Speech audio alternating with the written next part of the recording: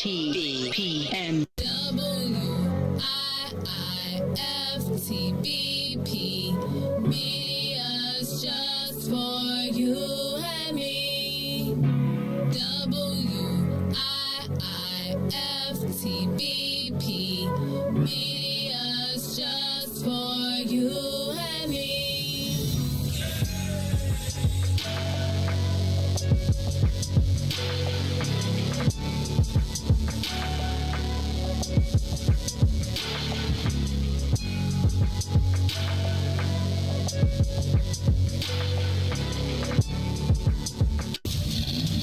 Monster Jam. Coming to Allstate Arena September 17th through 19th. Brought to you by BKT Tires. Visit monsterjam.com for event details. You have to see it live, so get your tickets today. Riis Jackson. If you could make up a social media holiday, what would it be? Randy said National Don't Let No One Put You Down Day. No one. What you gonna do? So when they say something crazy, you slap them. Be like me said.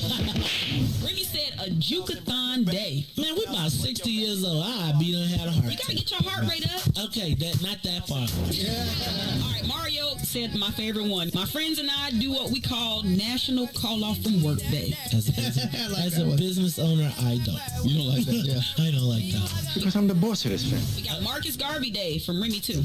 Oh, Marcus Garvey Day. All right, what will we do on Marcus Garvey Day? Call off from work. I'm gonna need you to go ahead and come in tomorrow. That would be great. Okay? Yeah, right. Every black holiday has something to do with calling off from work. You're cool. How about National Join a Positive Black Organization Day? Because I don't want to be recruited. I don't want to be recruited and the brothers be like, thank you. Thank you. How about National Tell White People the Truth Day? Tell them how you really feel. You can't handle the truth. Why don't we call that National Black People Get Locked Up Day? I'm going to tell them there's an African-American man threatening my life. Hello. The most dangerous show in the morning.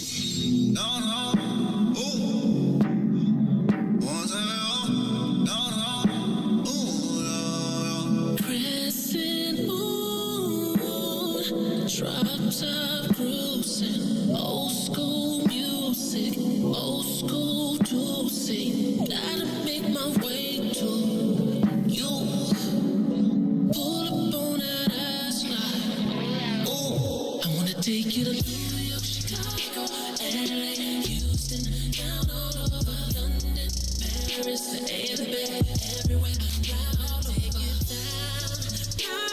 downtown. Show you all the finer things in life. I wanna take you downtown. Show you all the finer things in life. I wanna take you down. I wanna take you down. I wanna take you down. Show you all the finer things in life. I wanna take you down. Show you all the finer things in life. Lake Shore, I made sure to make sure, that my place yours. 28th floor, I had 8 thoughts, all 8 yours, cake for dessert, but I ate yours. Take you to New York, Chicago, LA, Houston, down all over London, Paris, the A to the B, everywhere. Fly all over. Your last boy couldn't get what you asked for. Your last boy didn't even know. I'm gonna take you down, downtown. Show you all the finer things in life. I wanna take you down, downtown. Show you all the finer things in life. I wanna take you down. I wanna take you down. I wanna take you down. I wanna take you down. I wanna take you down, downtown. Show you all the finer things in life. I wanna take you down, downtown. Show you all the finer things in life.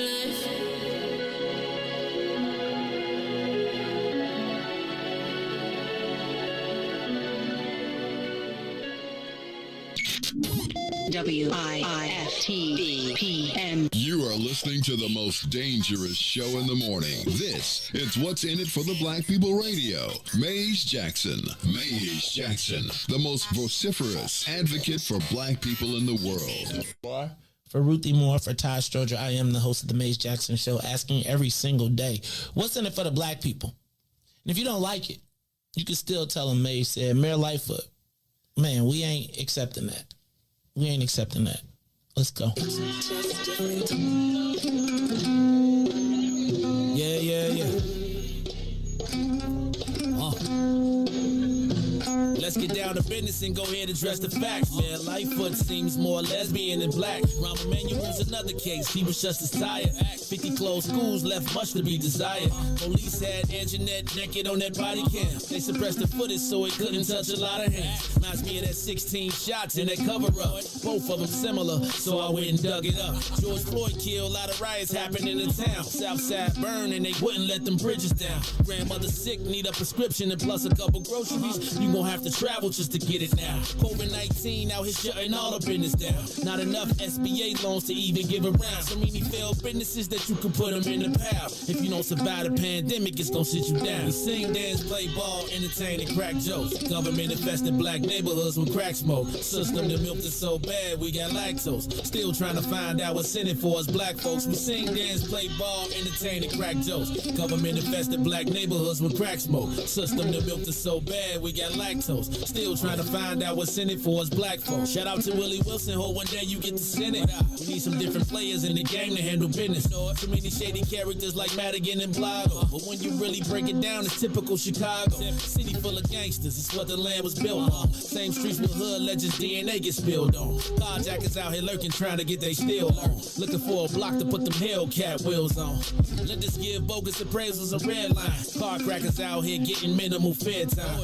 And up the seal carry, I stay with the pipe. But Illinois gun laws giving minimal rights. Stay up on the swivel, make sure I'm moving tight. Check all of my mirrors when I pull up to the light. Pick my homie up from out of town, man, he caught a flight. He was hella nervous, told him, shorty, this a way of life. We sing, dance, play ball, entertain, and crack jokes. Government infested black neighborhoods with crack smoke. System that milked us so bad, we got lactose. Still trying to find out what's in it for us black folks. We sing, dance, play ball, entertain, and crack jokes. Government infested black neighborhoods with crack smoke. System that milked us so bad, we got lactose. Still trying to find out what's in it for us black folks.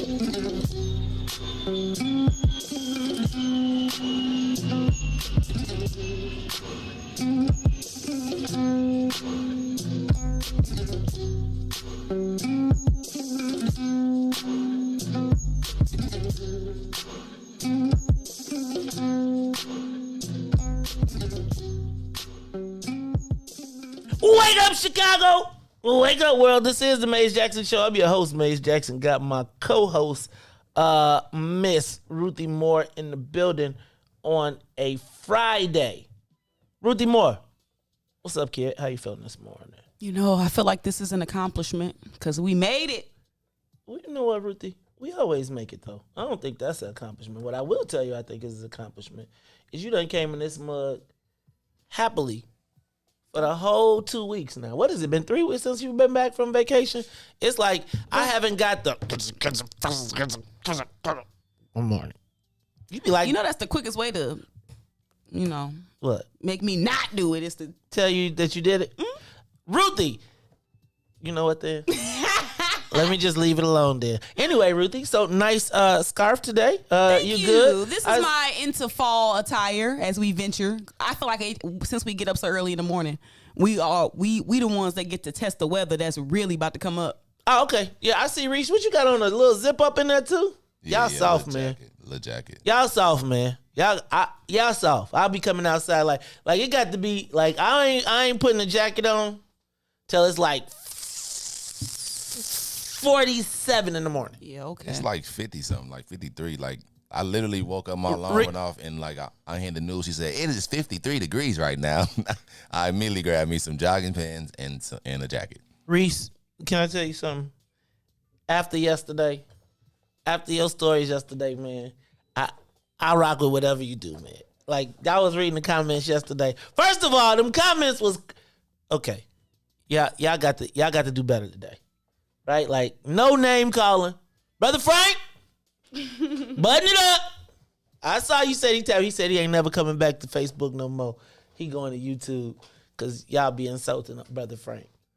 Robin Patrice. Oh, Robin was snappy yesterday. You got the names off the board. How you know them people names? Yeah, you putting them on the board. I know. I'm just saying because look, then don't let's not talk about Devin. What they call him, Dacavelli. Who is the name maker upper now? You know I make up names all the time, but Boosie got the names. She called Devin Dacavelli. They turned into a straight up Facebook mob yesterday on Brother Frank. I was like, dang. It went down yesterday. That's all right though. It is that was crazy yesterday. All right. I'm finna get on. You finna, Ruthie, you tapped it. You was in and out. Ruthie yesterday was like, I'm finna get on. She said one comment was like, I'm out. All right, guys. I told you it's the BD class. The behavior disorder class. We used to walk past that class. Like all we ever saw in the BD class was through the window. They had that slit, and they was always doing something. One day, but I was like, that class seemed fun though. Right. They ain't never had. They class was like we kick it. Like once you went in that room, I don't ever think they even tried. I had to go in that room once because I got left for a field trip. Ooh, like, did they whoop you? Did they try and jump on you? No, it was just like weird. I was like, oh my God, like y'all ain't got this is for real. Like y'all really ain't gotta do nothing. Right, like for real. Like anyway, doing nothing. Like the teacher asked for help, was like giving them the answers. Okay, but this. I was like, my God. Yes, that the BD class. That's funny. You can't say that nowadays though. Oh, no, people get all confused. They'll be, wait a minute. Wait, BDs or GDs? And you probably shouldn't really put kids in classes like that. Yeah. It creates stigma. Yeah. It creates stigma. Well, I'm going to tell you what. It showed decreased on the fights in class. I'm just going to say that. But you know what? I feel like the BD class is probably not so much learning, which clearly is what it was because there was BD and there was LD. Mm-hmm. Yeah. Right, we had BD classes and not black disciples and not Latin disciples. We had behavior discerning and learning discerning. Yeah. Right, and the B. You know what I feel like in Bolingbrook the BD class was the black kids that the white teachers really didn't know how to manage, so they pushed them to that class, and then there'd be a random white guy that would be in the class. You know what I'm saying? And then he would be the cool white boy that But there was some sort of celebrity status to being in the BD class too, right? Because like really, if you was in the BD class, it was like nobody really messed with you. Right? They was like, you don't want the BD class to come out because everything went in the BD class. The LD class though, right? That was like the class. Did I tell y'all the one time when me and Eric Ralph was the only two people that lived on the other side of Route 53? And so they were making Route 53 from a 2-lane to a 4-lane, so we had to take a bus, and they made us ride the LD bus. Okay. The short bus is not a joke, yo. The short bus can be traumatizing too.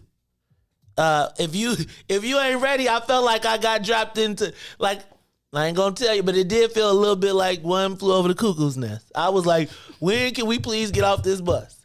Because me and Eric everybody else was in their own world, and me and Eric was like the two, like it used to be like people who would be slobbing and stuff, and you'd be like, and you know what I'm talking about.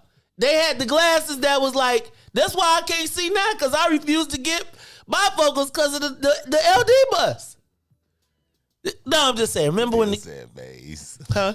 Today said maze. What? I'm not talking about now. I'm talking about back then. Not now. Back then. Like back then when they could, when everything was diagnosed differently. Now instead of disabled, people like to use the word diverse. So learning diverse. No, not diverse. Behave. See, you talk about Tennille, you didn't have to get on the bus. I'm telling you, if I saw Eric Ralph right now and I said, remember we had to ride that bus, both me and Eric would be like, oh my God. Oh my God. No, we ain't named nobody on the bus. Okay, I'm through. All right, I'm sorry. My fault. My bad. Dad, we can't have a little fun. It's Friday morning. All right. Now, if I was Howard Stern, y'all be I get up. What? Is it the same? Oh, okay, my bad. I take it back. I take it all back. All right, y'all, it's the Mace Jackson Show. I never wrote that. That was all made up. Never happened. I was never traumatized on the short bus. Never happened. All right. I'm just saying. We didn't even call it the short. We had a different name for it. Did it have a wheelchair lift on it? Yes. Yeah, you got the real one. Right. See, you know what I'm talking about. The wheels in it. You got Yes. Yes. It was like, please get me off this bus. Like I was ready. I was like Frogger. Like I was like, I'll take my chances with the expressway, Joe. Do. I learned how to cross 4 lanes because I wasn't taking that bus. You know, on the E-way. I worked a job, like I was a special ed classroom assistant for a while in CPS. So I kind of got experience with learning diverse learners. So I'm going to tell you another story.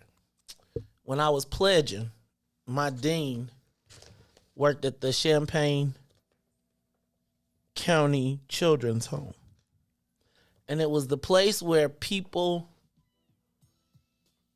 dropped off their kids that they never wanted to see again. Don't laugh, because it was, no. I'm talking about, like, say if your child was born with, like, a birth defect or some traumatic illness, right? Or some kind of something that you could live, but you wasn't going to live, you know, and it was, like, deformities and I had to, like, and he, you know, he didn't care. I had challenges, like, with that. Like, it just made me feel a certain way. And it's not because of anything they did. I just was nervous. Lord have mercy, Jesus. We had to do community service. Like, he was the dean, so we had to take him there. And so we had to be there for, like, when everybody had to get changed. And Lord, I'm just telling you, it traumatized me for years. And it's like, because you saw all, like, a kid that was, like, no brain but grown. And, like, it was just too much. It was just too much. And so I was traumatized. And so that's how we got to this story. But I'm going to leave it alone because I wasn't trying to be disrespectful. Man, okay, I take it all back. We didn't talk about that at all. Can we erase that part of the show? Okay, no, I'm not going to erase it. But I'm just saying. All right, y'all, it's the Mace Jackson Show. Ruthie Moore, it's Friday. So we're going to talk about some good stuff today after we talk about all the bad stuff. Riis the Ruler. How you feeling, man? Riis, Mr. Business in the front, party in the back. Blessed by the best. You already know the rest. Hey, yo, yesterday Riis texted me. He was like, is this trash? I was like, you mean, and I, no, you can't say that. I know, I'm not going to say it, Riis. Look at Riis trying to be all politically correct. Did you, Ruthie, did you see the studio? Have you seen the rest? Not the studio, because the studio stay clean. But have you seen the rest of the office? It's immaculate. It's almost there, man. It's like we got to get some more storage. We got to get Reese's table fixed up in the back over there so we can get his stuff. Shout out to, y'all know I got an assistant. So shout out to Wendy. Did her thing. Who, she been doing her thing all over the place. Like she, man. It's like I do want to point out though. I had the option of a millennial assistant or a Wendy assistant.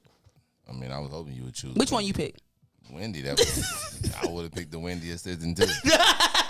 No disrespect to my millennials, but they probably would need a mental health day after they cleaned it up. So hey, you know, working with me, you need some mental health. You know, the millennials will be like, they would have quit on me. Yeah, you know. Shoot, millennials, Generation X's, everybody quit on me. You got to be a special person to rock with me, but I tell you what. See, he went and got him a baby boomer. The person that went through the struggle, you know. Hey, I tell you what, Wendy be like, "Hey, we got to get it done. It will be done." I be like, "Why is she calling me? Because you said get this done, and it's done." The safe even work now. The safe work. The safe ain't worked since we moved in this bad boy. Like, the safe. Y'all, it's going down. All right, y'all, it's the Mace Jackson Show. I'm having a good time this morning. So, Riis, you good. Ruthie, you good. I'm strapped in. Let's do this. Let's get the soul plane up to 60,000 feet. We are up and away. Let me hit some of these headlines very quickly. Ruthie. Hey, Riis, can you take our plane up just a little bit higher? Hit it again, because we need to be at, like, 90,000 feet, because I don't want to run into no towers. We are 20 years. Tomorrow will be 20 years since 9/11. I still remember that day. I want to talk about that a little bit, because I want to know where you were, where we were then, and where we are now. Because I almost want to tell you, 9/11 was the fake peak of American patriotism. And I'm going to say fake peak because as I was recapping, I was like, remember I told you I felt like I was ready to go to war and blah, blah, blah, right? And I was like, I could have jumped in. And then I was thinking, as I reflected on it, where we were like the day before 9/11. On 9/10, this time 20 years ago, everybody was like, get rid of Bush. The world is crazy. And then the world changed forever. And I'm going to also tell you that after 9/11, my cousin never smoked in the airport again. He used to smoke in the airport. Like in the bathroom. Never again. It's crazy. Times have changed. Just think everybody could come to the gate. Y'all could have a party at the gate. Now you gotta wait for your family. They can't even come down the steps dang near. True. I want you to think about how much the world changed from 9/11, how many of our freedoms that we gave up because of our fear of terrorism, and a 20-year war that we just got out of, that I just realized that, did you know they left people behind? Did you? Wait. I don't understand how Joe Biden got on the TV and said, we not leaving until every American is gone. And they left and they showed the pictures on the news of the last general getting on the plane and taking off in the plane. And it's people on the ground still. They just flew a plane out yesterday. Yo. We don't talk about it all. Did you see the story of the 4-year-old who was shot from Alabama on Friday? Died 2 days later. The parents held a press conference yesterday asking for the community to turn in the killers. Y'all, I'm really starting to think about this conspiracy. Like, so is it just go to the neighborhood, spray the neighborhood, and bounce out, and nobody finds nothing, and there goes we're going to dig into this. I don't want to get too far into it because I feel like I get too far into it won't be no Mace Jackson show because my neighborhood might get sprayed. But we will talk about it a little bit because, y'all, the more after they put that seed in my mind, I can't stop. Like, these shooters just be like, so somebody they got shooting Tourette's. I'm just going to shoot everything. I'm going to pull up to a neighborhood. Random acts of madness. Random acts of madness that create chaos is like terrorism. Terrorist activities, covert terrorist activities that I just can't say. I just can't believe that we was all raised that bad. Like, it's just like, I'm not saying that there isn't some of our stuff, but y'all, and even if there is somebody stoking our own people to do this type of dumb stuff, some in this just ain't making sense. All right. Ruthie, stop poking your lips out. Why are you making them face? Why are you twisting your face up like that? Because it's cameras everywhere. And police work oftentimes now is finding the camera.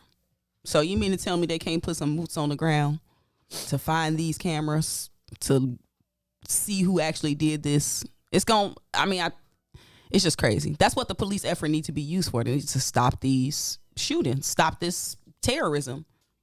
Ruthie, did you see that they found the guy they found two of the people in that fight where the white guys got beat up? To your point about the cameras. By the way, it was just a random cop said, "Oh, I know that dude right there. We seen him," and they went and got him too. Man, combine that with the facial recognition technology. What facial recognition technology? I know, right? What emails? Right. What emails? Oh my goodness. All right. Did you see President Biden came out yesterday? Like, y'all, it's on and popping for the people that ain't got vaccines. It's on and popping.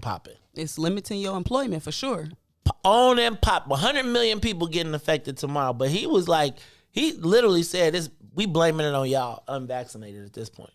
He like, y'all have had y'all chance and we've been patient enough with you. And now, we was all good until y'all didn't get vaccinated. And now you put all our lives in danger. It's gonna be crazy watching how this unfolds. We're gonna talk about this a little bit later. But one of the things that I did notice, Ruthie, and this is why I was thinking to myself, now you know how you be thinking about stuff, you be thinking money. I be thinking about, well, what about the part with this vaccine where they're trying to force it through business? Like the federal government. I was like, Ruthie said some stuff like that. Now they're trying, well, they pulling it though, because they tying it to your ability to eat. In economics, in a capitalistic society, you know how it go. We got to eat. Unless you growing your own food. Where they do that at? All right. Yesterday, y'all. So I gotta tell y'all, I was at the park yesterday. I can't tell y'all what I was doing at the park, but I experienced white privilege at the highest level yesterday. Like I almost had to get out the park. Like I had to get out the park until I was with the white boy. Then I got to stay. And I was like, it was so funny because the white guys were like, well, I mean, come on, dude. And he was like I was standing there and he was looking, the white guy in charge was looking at me and he was like, y'all got to go. Sorry, you're not supposed to be here. I'm not da-da-da-da-da-da. And then the other white guy's like, yeah, I know we're breaking the rules, but come on, man. It's not him, it's us. And he was like, you know what, guys, you're good. Don't worry about it. And I said, literally in the moment, and I know people get tired of me doing this, I was like, do you know what that was? And he was like, what? I said, you're a white privilege. And he was like, I was like, see? Aha. So he was like, oh yeah, I get it. They gave him the white brother nod, the white nod. They be like, I'm white. They had the white technology test, whatever, and it was like everything went away.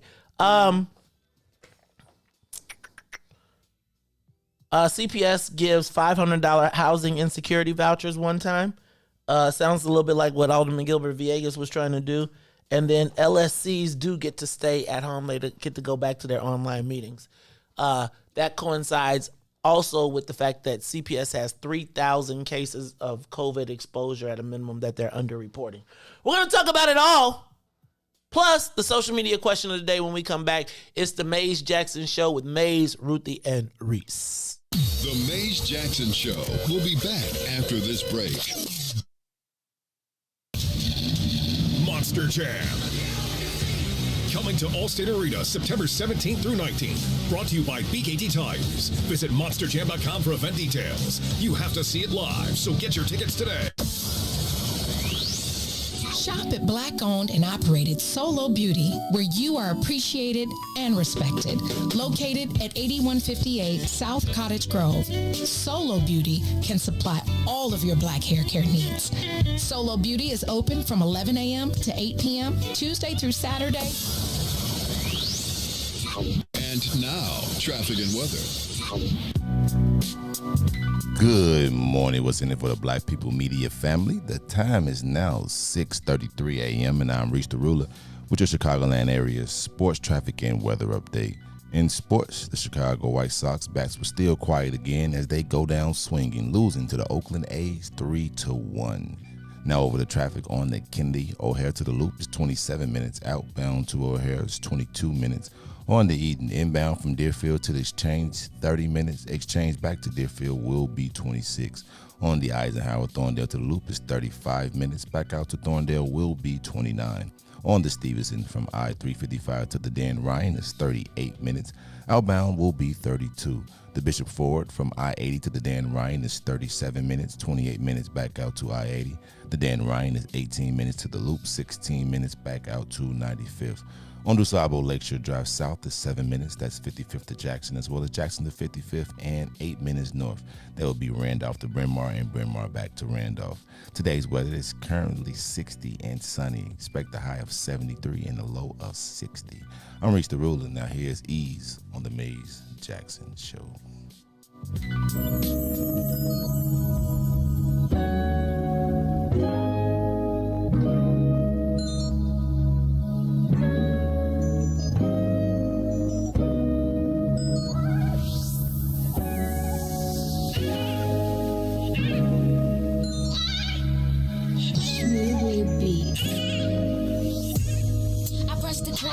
keep calling it. Give you some love and you want all of it. I'm out here working, nigga, get a grip. I'm just trying to touch a million, you just wanna coexist. I say you clingy and you contradict. Give you my heart, you think it's counterfeit. Give you my word and you won't trust in it. What's the point of loving me if you don't know what trust is? I need the is you give now. Please don't back down on me. I know you've got the attention I need. Put your pride aside for me. Oh, 'cause I need that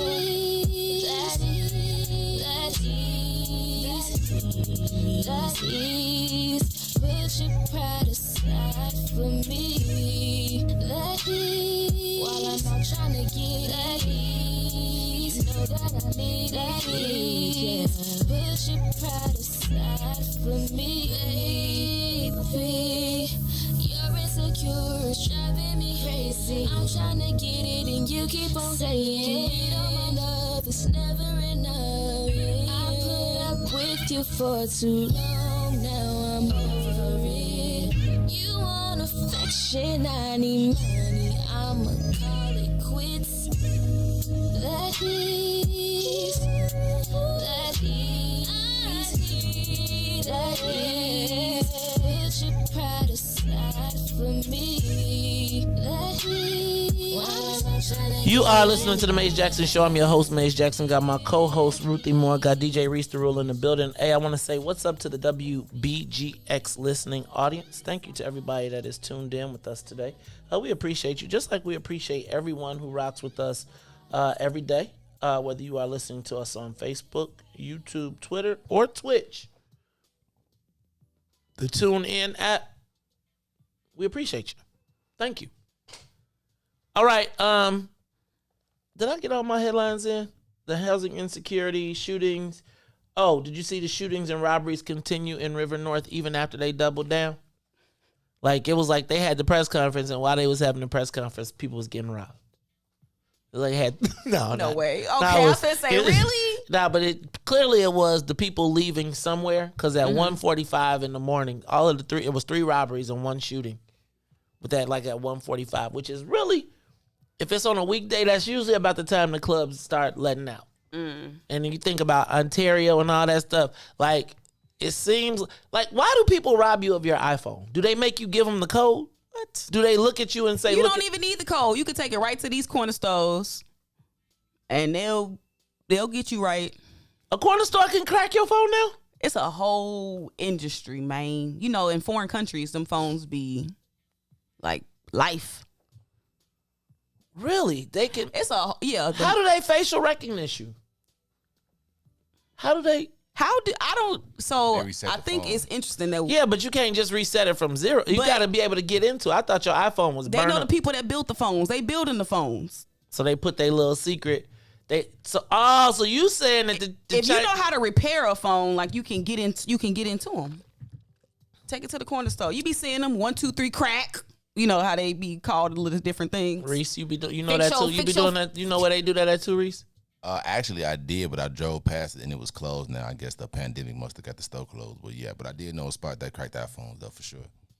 You can actually search that on Craigslist too. So it's a whole market of. I just was wondering why they was stealing all these people's phones, and I was like, y'all can't even open them no more. Have you seen the crack phone signs at the liquor stores? Or you can sell it for parts. No, I don't really. Or at the little corner stores, no? You can sell it for parts. Yeah. So like if somebody need a screen, so like if your screen breaking, you go to one of them little $90, Joe. But they'll do it for a little cheaper. You know what I'm saying? So but they'll buy from you, so they'll buy like the phone for parts to fix other phones and get money off that. Like if they can't unlock it, they be like, oh man, it's Sprint or something. I can't unlock it, but I'll buy the phone to fix parts. Who can they unlock? T-Mobile for sure. Like anything with like a SIM card. Hey Joe, you see how? Okay, you mean to tell me that they could do, and these stores be like, hello, we got a business. So how did our business become robbing each other And they business is making the money off of us robbing each other.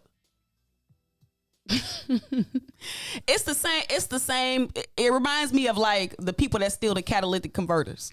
Like, do we go after them or do you go after the junkyards that accept it rolled up on the buggy? That's a good point. And then the thing is, they be taking your whole. Then you can't. I remember I had a friend who called me and was like, they got their catalytic converter got, and I was like, wait, what?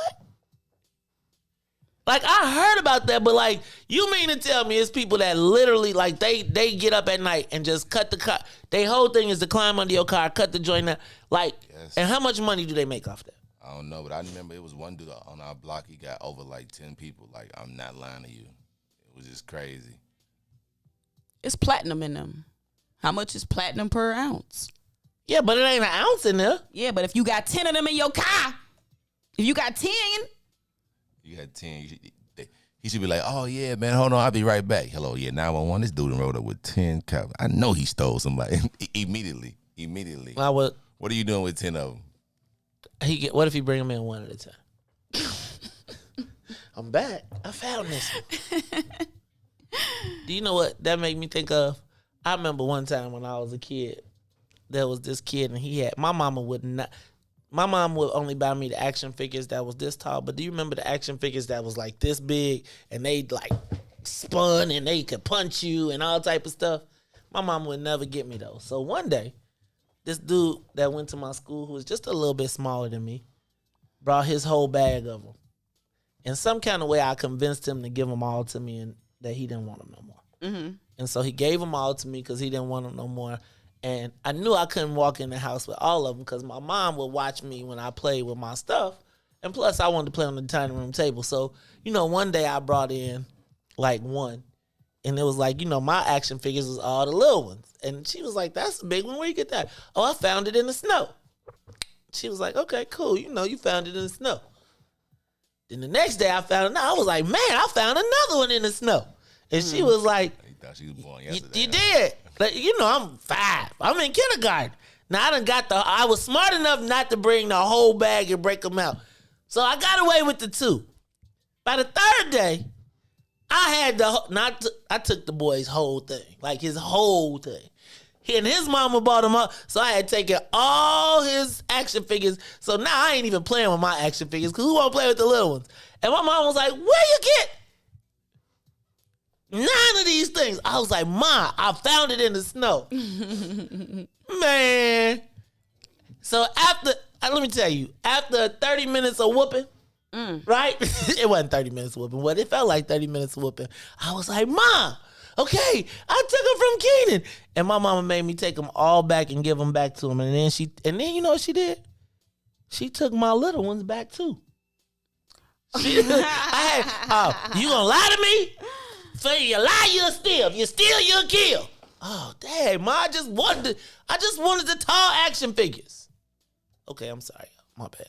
I be having flashbacks sometimes. But that's what made me think of the because I do think there are parents that would be like, oh, you found 20 of them in the snow? Glad I ain't have to pay for it.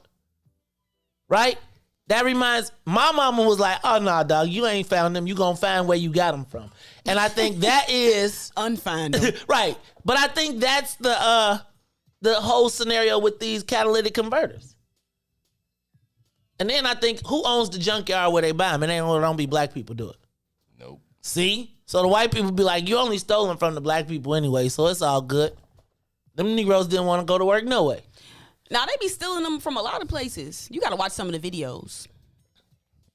It's like in and out. It's wait, you operation. Watch? Wait, were they filming themselves doing it? Man, there are cameras everywhere. Cameras everywhere. I can't tell because we can't find no killers, no shooters, no nothing. You tripping. Dang, Ruthie. What I want to know I gotta see your video playlist. Because what are you watching on the internet? On the internet that you like, you gotta watch the video. And if it's a video of them stealing, why we ain't got him? Goodness gracious. All right, y'all. I'm going to move on. Sometimes I used to wish though, my mama. Did I tell y'all about the time we didn't have cable growing up, and I wasn't because we couldn't afford it. It was just because they was like, that's the devil's TV station. So my friend, I was talking about my friend Eric Ralph. He was the first person in high school to get a grown man's job while he was in high school. So he was like, while we was working at McDonald's, this dude worked at Cablevision. So he was making like $20 an hour in high school. You know, $20 an hour in the 80s. Eric Ralph was balling. So we had the actual cable box for the neighborhood in our backyard. So he came in and said, you know, I could just turn this on and y'all could have every channel all over the world for whatever, no problem, for free, whatever. You know what Sister Jackson said? That's the devil's work, baby. We can't steal. That would be stealing. See, I knew it. Mom! we have cable forever. Cablevision. Yep. I knew it. That's the devil, baby. Mom! What do you mean we can't have cable? Then 20 years later, they won't get some cable. That's though because you couldn't get no. And in Bolingbrook, you know, I want a cable just so we can see Channel 2. Because did everybody else Channel 2 be bogus? Yeah. Channel 2 is like the most bogus station unless you got cable. You can't never. Channel 2 never came in clear. It be like. I don't know why it was always so staticky. Right. Why? And they asked, what was the best network? 7. Always came in crystal clear. But what was the best? Who had the best shows? Like if you had one station that you listened, if it was 2, 5, 7, 9, and 32. And 50. Remember back in the day it was 50? And 50. Well, I knew 50 when it was all videos, all day. Oh, no. I'm talking about when they used to play like UPN. Yeah, there you go. 50. So 50, I remember, do y'all know Channel 50? Remember when Channel 50 used to just be all videos? It was like MTV without, that's where we learned all the white videos and all. The first time I ever saw When Doves Cry was on Channel 50. Really? That's crazy. What channel if you had to pick, Ruthie? Like if you had to pick 2, 5, 7, 9, or 32? I'm about to go with 32. 32? That's Fox, ain't it? Really, I used to like this news program. It was that they had this song. It was like, wake up. Oh, how I hate to get up in the morning. You know what I'm talking about? It was like with Bob Surratt or something like that. Bob Surratt. I remember Bob Surratt and it was Jay. It was a morning. It was like a morning show. They had like a cartoon and they had an alarm playing. Clock that went off. Yeah, like a little cartoon playing to like your song. I'm gonna look it up. I know what you talk. I mean, I know Bob Surratt and Marianne. Something. They're married. What? Them two was married. I didn't know that. Yep. And Bob Surratt used to be on channel. Like he was on Channel 32 after he got kicked off for all the 257. I think Channel 7 was always the best channel. Channel 7. See, I feel like y'all are, because y'all from the 2000s. Yeah. Right? Y'all see, Channel 32 didn't even really count until, let me back up. When I was a kid, Channel 32 was the bomb because they played cartoons during the day. Right? So Channel 32 used to be, when it was WFLD TV, it was the cartoon channel. Like, so that's where you saw, like, in the morning, you seen, like, Battle of the Planets and all of those type of shows, and you would watch the cartoons on the way to school before you went. 7 had all the shows that your parents, like Happy Days and Three's Company and the shows, like, what was it? Happy Days, Three's Company, Heart to Heart, all of those shows. Channel 5 came up in the 80s because of the Cosbys and Thursday nights. The Cosbys, Different World, Cheers. Ooh, Night Court was over there too. I love Night Court. Both of them, did you see 2 of them died? Yeah. Mac died and Marky died, all within the course of a week. What? Channel 2, I never watched Channel 2, ever. Like, I can't even think of a Channel 2 show. Yeah. Which one? Touched by Angel used to come on. Who watched that? Didn't Channel 2 have The Price is Right? It was good. Channel 2 had The Price is Right. Okay, Channel 2 had The Price is Right and Young and the Restless. So Young and the Restless, Price is Right. Oh, Different Strokes was Channel 5 and Family Ties too. Wait. Okay, Riis. That means Riis was staying with his grandmama. Cause told y'all. Price is Right was the grandmama show. The Price is Right. What was it? It was The Price is Right. Got 7. Yeah, the Wheel of Fortune. It's like I feel like a trapped watching the Wheel of Fortune. Like I don't like the Wheel of Fortune, but every day, some kind of way, I wind up watching the Wheel of Fortune. Carrie be guessing them. She be like Jeopardy. I ain't like Jeopardy neither. So the best game shows used to come on Channel 2 though. Channel 2, because didn't they have not Joker's Wild? What's the one with the Channel 2 had the best game shows. Yeah. Riis, when you said The Price is Right though, then Young and Restless. Did y'all watch the stories of them? Yeah. Like, I was forced to watch. What stories was you forced to watch? It was Young and the Restless. It was that As the World Turns. Then it was All My Children. Yeah. And then One Life to Live. And I hated General Hospital. Oh, Channel 5 did have Hill Street Blues. That was, I live right by the police station by Will Street Blues. What was the one with the dating? The Newlywed Game? Oh. And it was something like Connection something. I know what you're talking about. It was the Newlywed Love Game. Connection. Love Connection. With Chuck Woolery. Yes. Chuck Woolery and the Love Connection. Did you know what I hated though? Did your parents ever watch the nighttime game shows? Like, did they ever make you watch night game shows I didn't like the Gong Show. Oh man, I love all those. You like the Gong Show? My grandma had the Game Show Network. I don't know if anybody know about that. On Prime Star. No, but the Game Show Network is like cheating.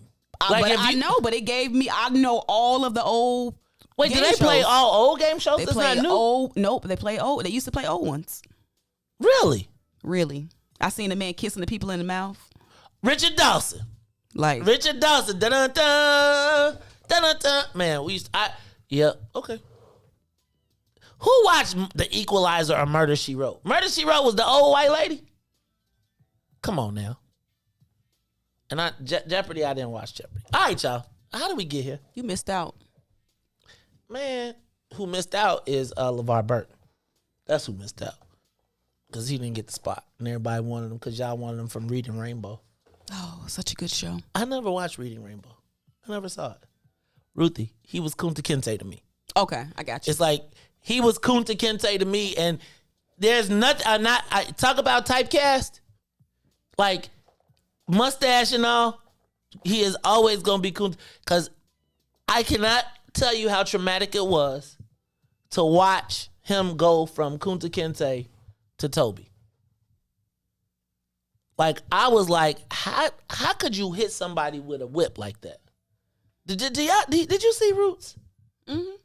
Like, when it came, you didn't see it when it came on. No. And did you see the new Roots or the old Roots? No, the old Roots. The old one. Because the old Roots, woo! A couple of minutes in, they got the knife cutting them. Woo! So I seen it. Yeah. Woo, Lord.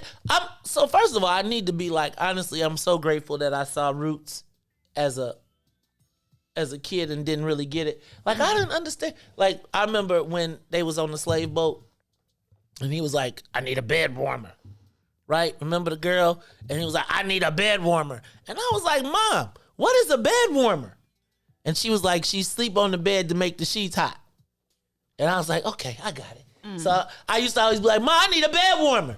I need a bed warmer. Not realizing like, oh, that wasn't her. She was not keeping the bed warm. She was keeping. Yeah. Did you see the new Roots?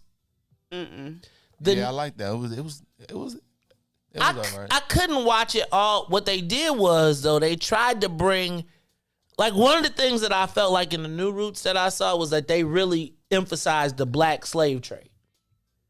Like in the old Roots, I didn't really, like they had they indicated that there were black slave catchers, but in the new Roots, they were like, yo, the Africans was trapping the Africans and then selling them to the, like in Kunta, he was just running around. Yeah. I mean, my mama made me cover my eyes with Kunta and Kissy, not Kunta and Kissy, but Kunta and his girl, and Toby and what's his wife that made Kizzy. When they kissed, My mom made me close my eyes. Y'all remember when he raised the baby up to the moon? And I shall name you. You didn't know that?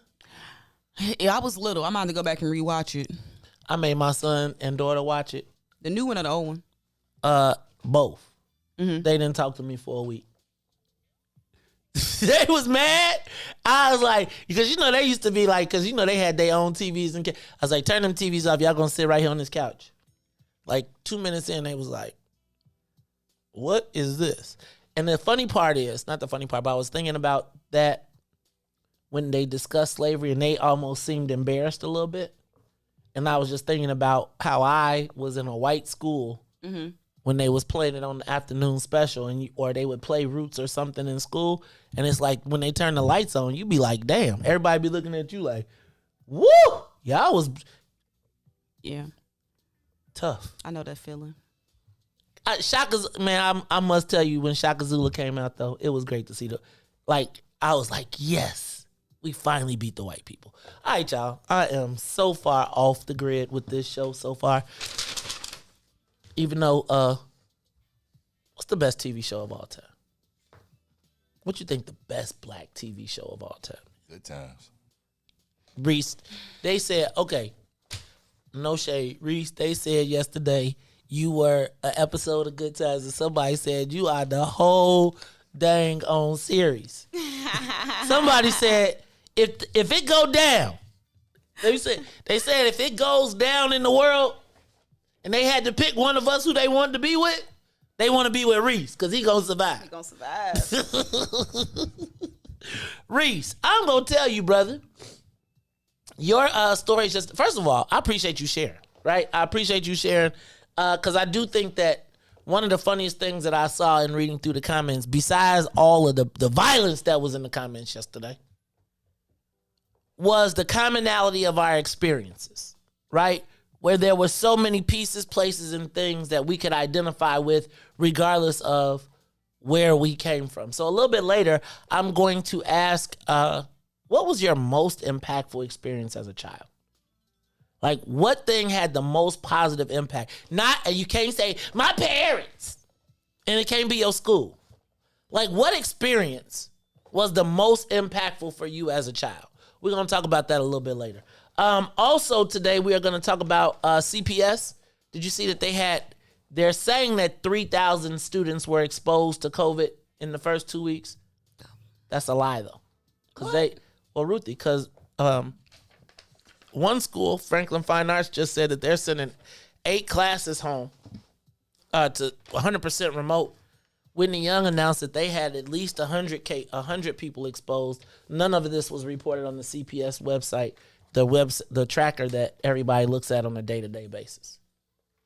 So can we trust what they're telling us when it comes to? So I want to talk a little bit about that. Plus, Ruthie, 9/11, 20 years later. I want to go back a little bit and talk about that. I was thinking about where that is one of those moments when they say you'll never forget where you were. Do you remember where you were when 9/11 happened? Mm-hmm. Do you remember? Riis, I want to talk about that. So when we come back, we're going to open up the lines. We're not going to have the social media question of the day because I got it in the TV and Roots and stuff. So we'll go past that. But I want to talk about 9/11 because I was reflecting. 9/11, the traumatic incident, actually in my mind, had the cumulative effect that it was supposed to, which was it erased all of the disunity in our mind, but it didn't take it away. It just piled stuff on top of it. And as we've gone 20 years later, it seems like we've gotten to where we were prior to on 9/10 and dug even deeper. So I want to talk about that a little bit more. We're going to do all of that. Plus, don't forget, it is Tell Me Something Good Friday. So I'm going to be looking for y'all. And I want you, look, this is a participatory show. So we're going to put the lines up because I do really want to hear from you. I actually feel like I want to, Riis, let's record these calls because I would like to do a little spot around it. So I want to get your best callers, your best memories of what it was like for you on 9/11. I'll be thinking about when they talk about 9/11, I feel like it almost is like black people weren't there. Do you know what I mean? Like, or that it was, when I see it, I very rarely see us in the conversation. Although the last person that they pulled out was a black woman. I would like to just hear your thoughts, because one of the things that I don't know that I've ever really heard is how black people felt about 9/11, besides all the conspiracy theories and all of the internet chatter. Like, where were you? What were you doing? What did you feel as a black person? Right? I tell you, we have a love-hate relationship with America, and it was probably the only time that I wanted to forget my anger. And now I kind of feel silly looking back. It's a weird scenario because I just would like to talk about it a little bit. So let's talk about it all when we come back. It's the Maze Jackson Show. I'm your host, Maze Jackson. Y'all keep that violence down in them comments. Don't make me. They trying. Don't make me get my strap. Brother Anthony, teach him. See, we got to get Brother Anthony. We need you to intervene in the chat. Because, Brother Anthony, he'll hit you with the philosophy and he'll get you with the steps of atonement. Get it right. All right, y'all, it's the Maze Jackson Show. Maze, Ruthie, Riis. I almost said Todd, but I forgot. Notice how I said almost. I don't even know, man. It's Todd's. He'll be Monday, right? Yeah. I forgot. We ain't see him this week because Monday was a holiday. So he just like, I just won't come in no time this week. All right, y'all, it's the Maze Jackson Show. We'll be back after these messages. The Maze Jackson Show will be back after this break. Monster Jam. Coming to Allstate Arena September 17th through 19th. Brought to you by BKT Tires. Visit monsterjam.com for event details. You have to see it live, so get your tickets today. And now, traffic and weather. Good morning. What's in it for the Black People Media family? The time is now 7:01 a.m. And I'm Riis the Ruler with your Chicagoland area sports traffic and weather update. In sports, the NFL made a return last night as the Super Bowl champions hosted the Dallas Cowboys. Typical Tom Brady, down one with under 2 minutes, leads a game-winning field goal drive as Ryan Succums hits a 36-yarder. Bucks win 31-29 over the Cowboys. Now over to the White Sox. The bats were still quiet again as they go down swinging. 9 strikeouts, losing to the Oakland A's 3-1. Now over the traffic on the Kennedy O'Hare to the Loop is 35 minutes. Outbound to O'Hare will be 22. On the Eden, inbound from Deerfield to Exchange, 36 minutes. Exchange to Deerfield will be 26. On the Eisenhower, Thorndale to the Loop is 49 minutes. Back out to Thorndale will be 31. On the Stevenson, from I-355 to the Dan Ryan is 47 minutes. Outbound will be 32. On the Bishop Ford, from I-80 to the Dan Ryan is 60 minutes because there's an accident. 28 minutes back out to I-80. On the Dan Ryan, 18 minutes to the Loop, 15 minutes back out to 95th. DuSable Lakeshore Drive is still locked in at 7 minutes south, 55th to Jacksonville is Jackson to 55th, and 8 minutes north, Randolph to Bryn Mawr, and Bryn Mawr back to Randolph. It is still 61 degrees. Today will be a high of 81 and a low of 59. Happy Friday, everybody, and love Dante.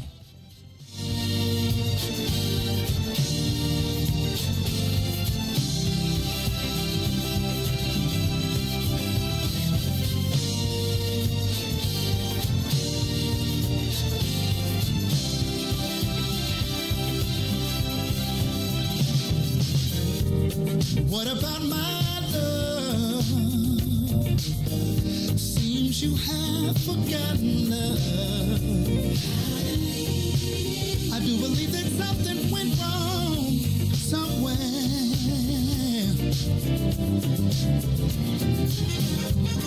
What about my feelings?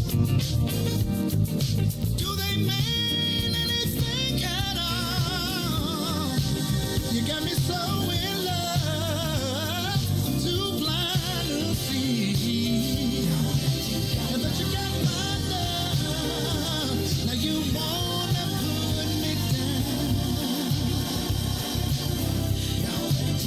But you got my love, got me standing on shaky ground. What about it, baby? What about the days and the nights we spend?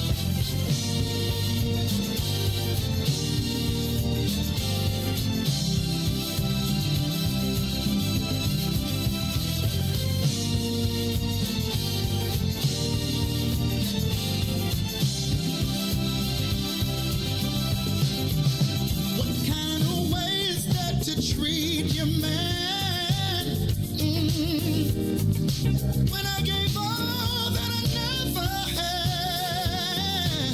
You got me going through changes of life with you. Are you sure you wanna live? Think it over, babe. 'Cause girl, I believe. I think you just might wanna change your mind. Now that you got my love, you don't even come around. Now that you got my love, you got me standing on shaky ground. Yeah. Now that you got my love, you don't even come around.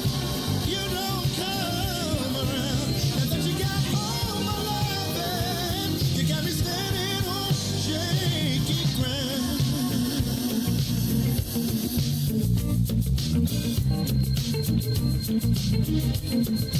Put your hands together. Put your hands together.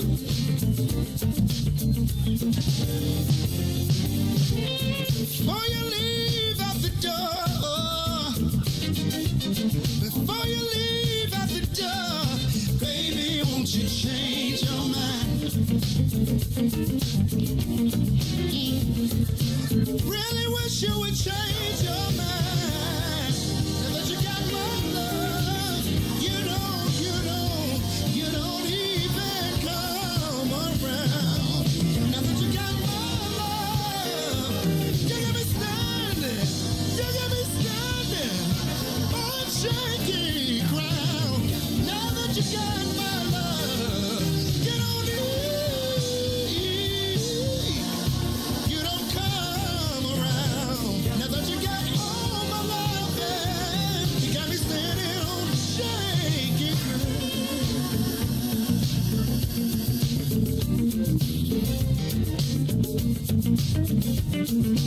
Put your hands together. Put your hands together. Oh my, I had a conversation with her. This is how it went. Before you leave out the door, before you leave out the door, baby, won't you change your mind? Oh, Lord have mercy. 'Cause I need you and you need me. I know it can be happy. Just wait and see. Baby, won't you change your mind? I'll do better if you change your mind. Now that you got my love, you don't even come around. Now that you got my love, got me standing on shaky. Now that you got my love, you don't even come around. Now that you got my love, you got me standing on shaky ground.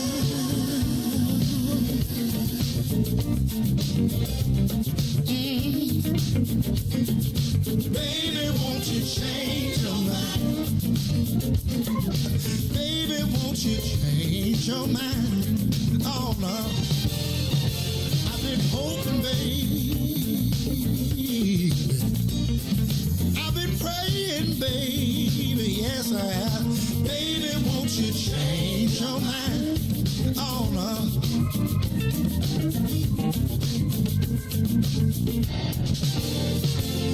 I've been hoping, baby, yeah. I've been praying down on my knees, praying that you change your mind. Oh, Lord have mercy, I'll do better if you change your mind. Back to the Maze Jackson Show. You are listening to the most dangerous show in the morning. This is What's in It for the Black People Radio. Maze Jackson. Maze Jackson, the most vociferous advocate for black people in the world.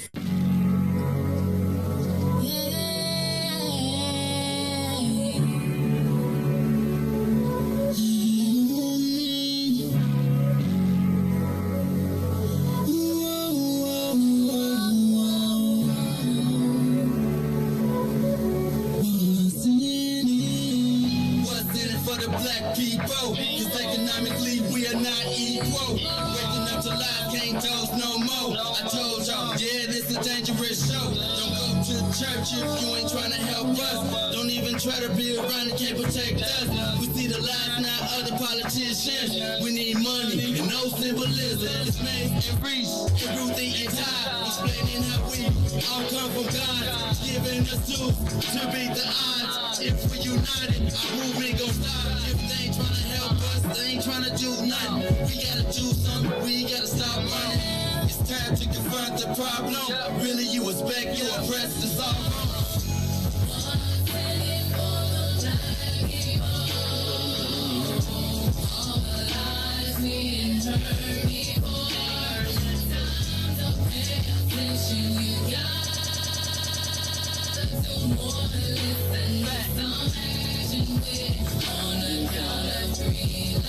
Go!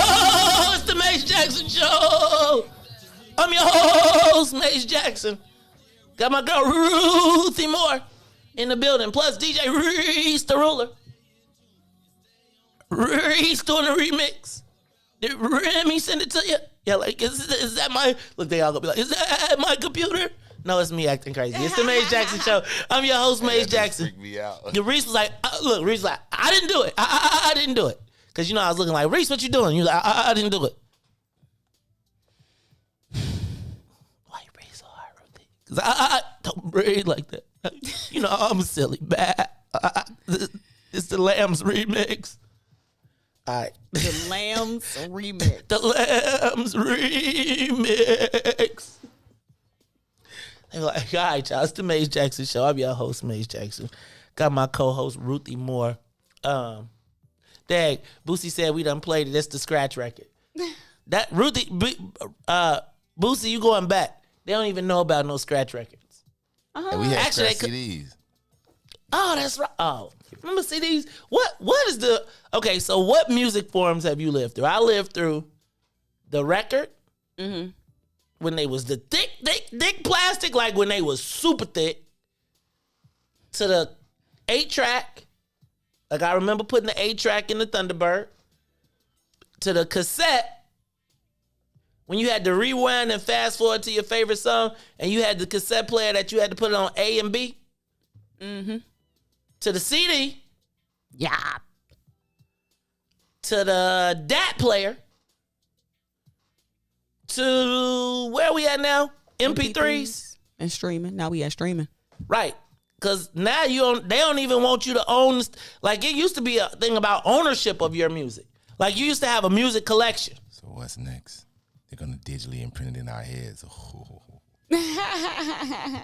Y'all millennials will probably take it too. You mean I can listen to my favorite songs by thinking about them? By just thinking. Push a button on the side. And I can see the video too. No, they got the new glasses. Facebook glasses. Facebook glasses with Ray-Bans. Remember we were just talking about those? Ruthie, look those up. See how much those cost. How much do Facebook? You not getting that? See how much they will phone for 3 pair, Ruthie. Look for 3 pair. I'm getting the price for 3 pair. Facebook. What was it? Facebook glasses. So anyway, y'all, it's the Maze Jackson Show, and we are 20 years away. Oh, $299. Oh, that's not bad. It's like an Apple Watch. Yeah, I think. Wait a minute. Oculus Quest 2. Oh, no, those Oculus. Oh. Them ain't them, the Ray-Bans. I'm going to look it up. All right, you look it up while I talk about what's going on. Oh, hold on. The phone lines are open, and I'm going to ask you, where were you during 9/11?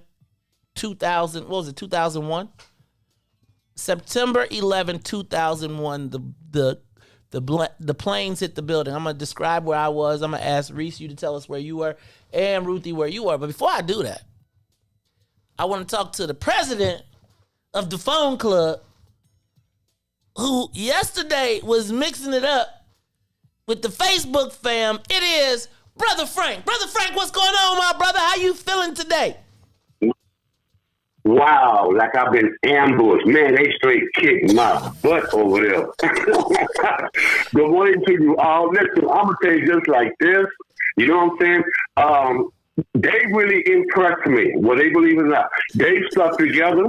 You know, listen, I was wrong. I shouldn't use the word idiot. Okay, I apologize for that. I shouldn't let them bring my mind in, even though I was insulted first, saying that since I was defending Joe Biden, I'm suffering from the same mental disease that he is, and I need to get back on my medication. Well, they taught me still there's a right way and a wrong way to handle everything. And so I apologize. It wasn't over there for that. But, man, it was like I stepped into a hornet's nest. You know what I'm saying? They was...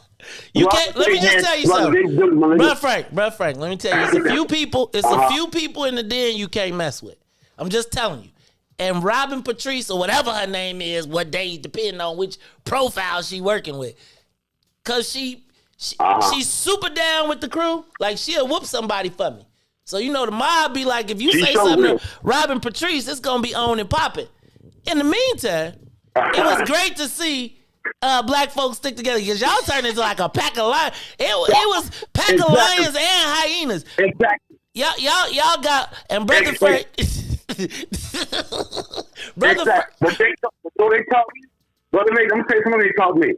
This is the first time I've ever encountered something like this. I decided, not even posted, whatever I post, anyone say anything negative about it, I don't care what it is, or you say anything negative about me, I don't care you call out my name.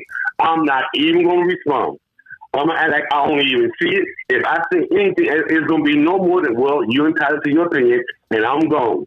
But Lord have mercy, I was so impressed, and they proved something I've been saying for the longest.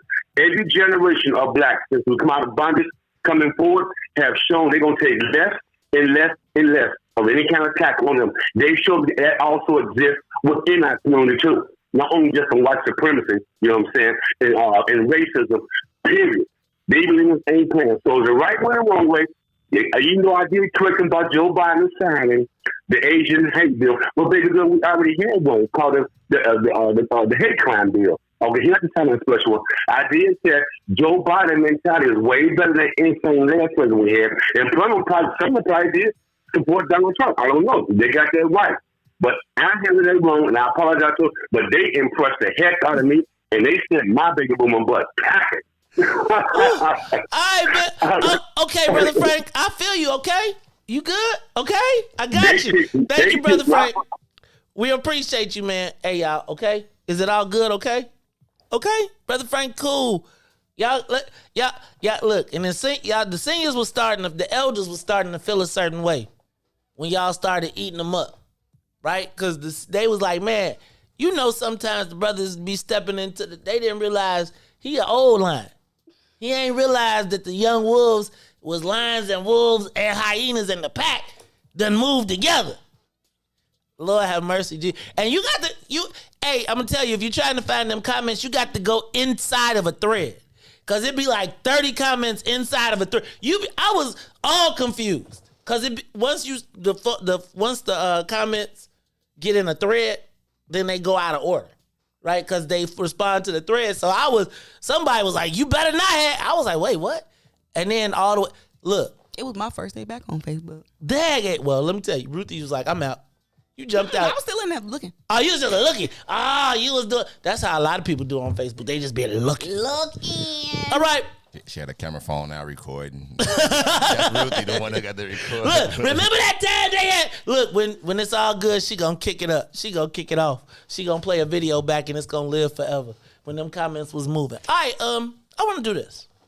I want to stop and I want to reflect. 9/11. September 11th, 2001 was a day, it was like our Pearl Harbor, I would say. I would use it as Pearl Harbor in that I feel like we were kind of insulated in our own little bubble of Americanness when that bubble was burst when planes flew into the Twin Towers. Now, I'll tell you. I was laying in the bed at 2009 West Grand. And one of my favorite things to do was to wake up and watch Good Morning America. And when I woke up, the first tower had already been hit and there was smoke coming out of it.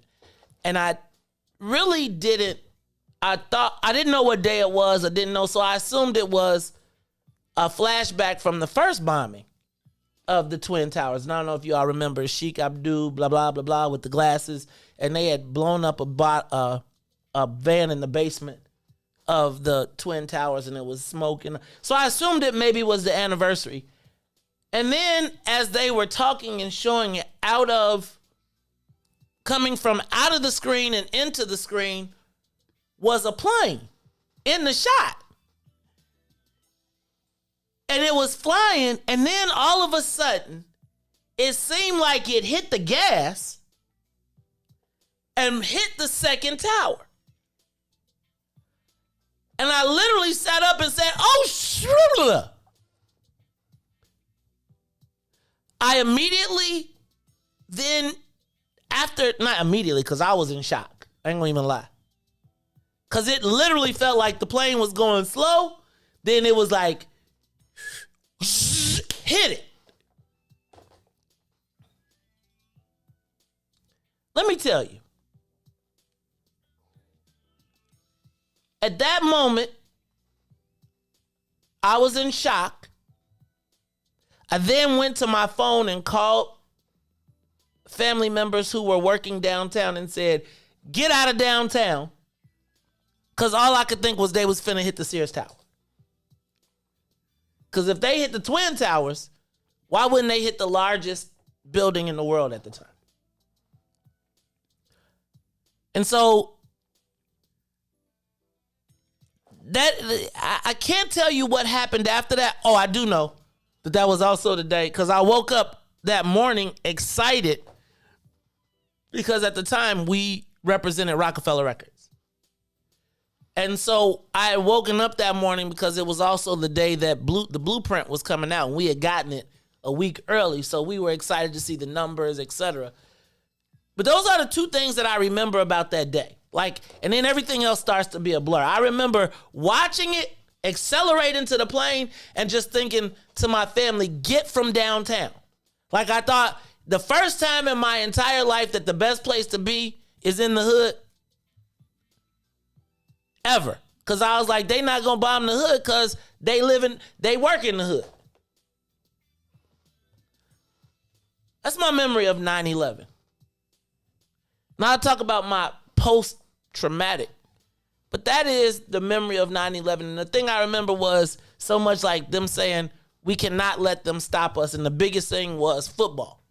Football was going to bring America back together because they were going to have they were going to play at Giant Stadium regardless. And everybody was scared that there were going to be more terrorist stuff. And it was think about football being the great American unifier at that moment, and then where it is now. So Ruthie, where were you? Was you a baby? Was you like a kid? I was in junior high. I was like, she better been in class. Yeah, I was in class. Oh, you were? Oh, wait. Oh, so you was in school? Oh, wow. Okay. I think a lot of young people were in school because, ain't New York ahead of us a little bit? Mm-hmm. Yeah, so in school, they made an announcement, then they rolled the TVs in, and all the teachers was just standing around. We really didn't know what was going on. Some teachers was panicking because I think they had relatives in different places. The phones you couldn't get through. And then, so we went home and, the normal routine is to watch cartoons. And you turn on the TV, channel 11, trying to watch Arthur. I vividly remember this. Coming home to watch Arthur and 106 in Park and whatnot, and nothing. Couldn't watch anything. It was all over the news, everywhere. And all I knew was just that I remember the word terrorist attack, the Twin Towers, and that's it. And remember, were you 9/11. scared? Were you fearful? Fearful. They put the fear of everything in us. Do you remember the color coded system? That's my formative years. fearing that, okay, based on this color today that the media telling me, a plane might come out the sky and obliterate me. I think it was just psychological torture what they did to the young people during that time. Wow, I didn't think about it like being a kid like this. Like we traumatized. Me and Riis generation, we traumatized from this. That's why y'all don't want to work? We scared of being in the office building. We don't want to work. Look, Riis like I'm on Riis like I'm on three clocks today. Speak for yourself. It was a feeling of vulnerability because America, what? Who gonna come do this in America? And Right. It was like, oh my goodness, we felt vulnerable. We read about Pearl Harbor in the books, but oh my goodness, I couldn't believe this. So I felt a sense of nationalism. Like we gotta get them. We gotta get them back. Did you? I did. They could have got me to join up. I felt the same way. I ain't gonna lie. I felt like they could have got me to join up. Where were you when 9/11 happened? Do you remember? Riis, was you in your jeans and no, I'm sorry. Uniform. Nah, I was at school, and I just remember it was like some commotion at first, but we was actually on the way to lunch. And like it was like weird, because like cell phones, they weren't really as shoot. My next tail was chirp chirp. You know what I'm saying? So I just remember seeing like people like because we had to walk from one building to the next to like go eat lunch, and I can just see like people were saying something. So like I teach you like everybody just keep going. And when we went inside the lunchroom, it was a student. He was half black, half white.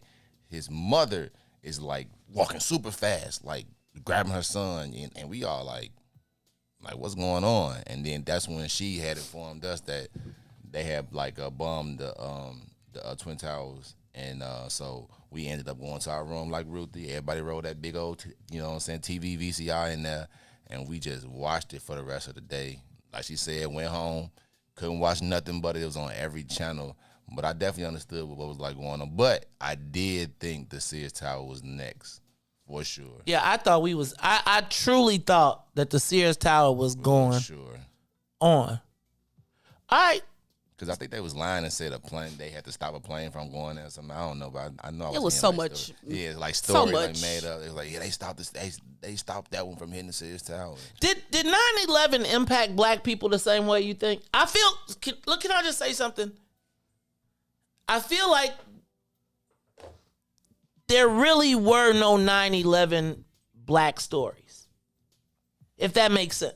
Like, I don't feel like, even in the sense of patriotism and the flags waving and all of that stuff, I don't feel like we were included in that moment. Even though very much, like Ruthie said, and it's just like World War I, World War II, even though we get shot upon in this city, in this country, I felt patriotic. Like, I did feel like I wanted to go get somebody. Like, how could you do that? And it's crazy because literally on 9/10, I was like, F these punks. George Bush stole the election. Literally the day before. And within 10 seconds of seeing that, I wanted a piece. And I just, like, did black Americans feel 9/11? I don't really ever, like, I would love to, why are you making fun of me? Just because I remember I'm just gonna use this for lack of a better term, the black conspiracy theorists at the time, and people being like, but now I'm like, dang, they might have been on to something. Let's talk about it. It's the Maze Jackson Show. Black people, did 9/11 impact you? How did it? How old were you? Where are you? So dang, Ruthie, you was in, what grade was you? Junior high. 8th grade. Junior high. Yeah. Let me tell you, I was the king of Maze Jack at that point. I was on 2009 West Grand. We had just signed our big deal with McDonald's. We was balling out. At McDonald's? Sadiq said he felt absolutely nothing for America because he was like, y'all got to stop eating them pigs.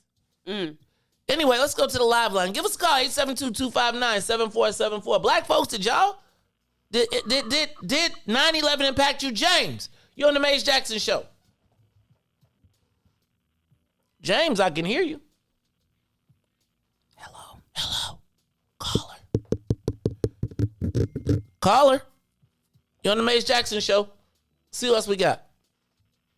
No, y'all see, black people, y'all didn't feel nothing for 9/11. Put them in the queue. Okay, you put them in the queue. Anybody else in there? Give us a call. Oh, I got to put the number up. 872-259-7474. Looking back on 9/11,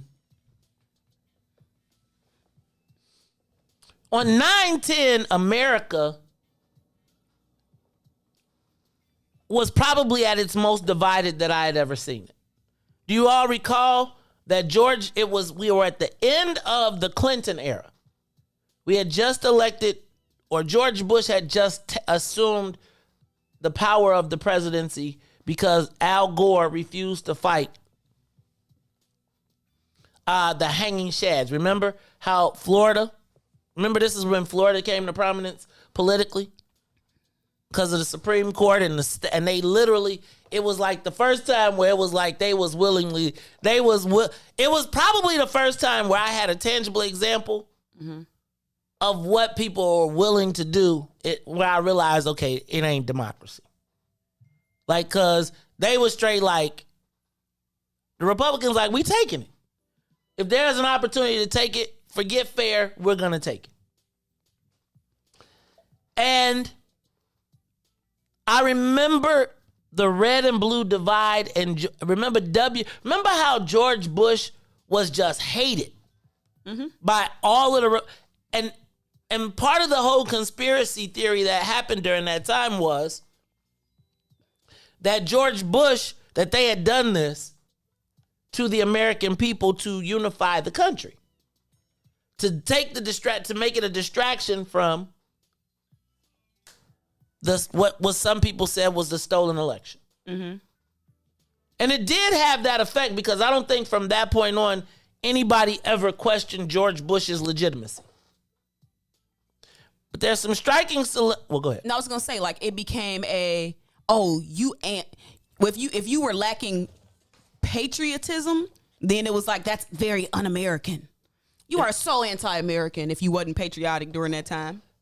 I also said during the time, and I'm going to get in trouble for this, that it was a unique opportunity for us to reclaim the corner stores because the anti-sentiment was so high. Oh, my goodness. We could have probably just been like, would you like us to take that from you? Did they get a bill? Like a stop? Yes. Oh, wow. Remember, there was all types of open attacks. I remember. Yeah, like we had one of them kids in our school, and like... Well, you said one of them kids in our school. Yeah, and like they was... Like, Reese, did you save him? Because, you know, Reese, you seem like you be Mr. Sentimental. You know what I did. You minded your business. Minding my business. Nothing to do with me.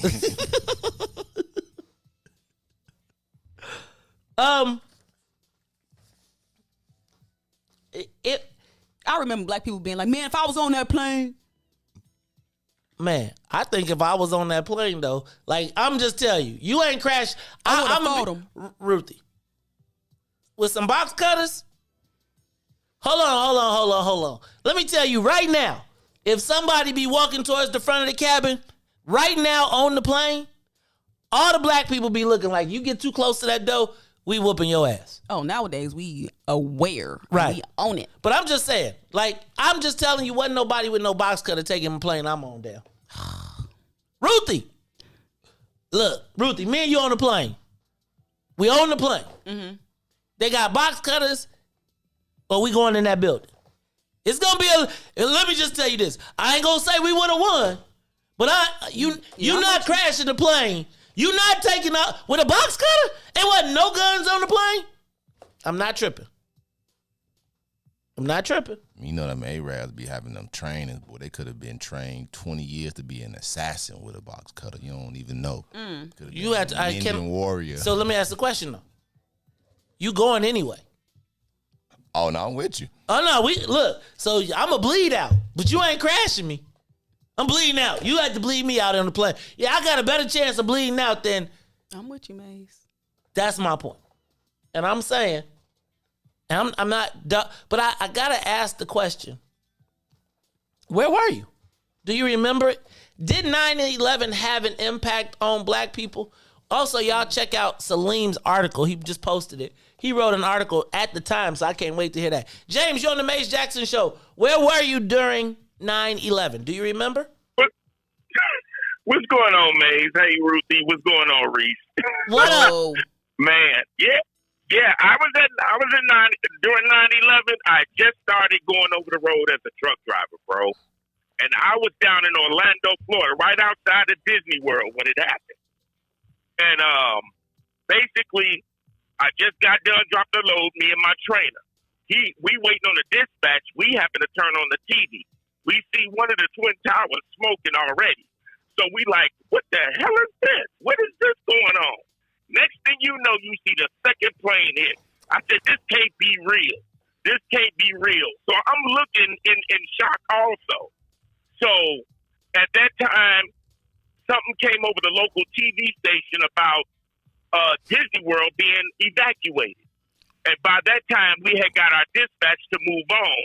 And sure enough, you see droves of cars leaving Orlando. It was crazy, bro. It was crazy. And I called later on. I was able to call later on to check on my loved ones. Everybody was good. But I did hear something about that they stopped the plan for the Sears Towers being attacked.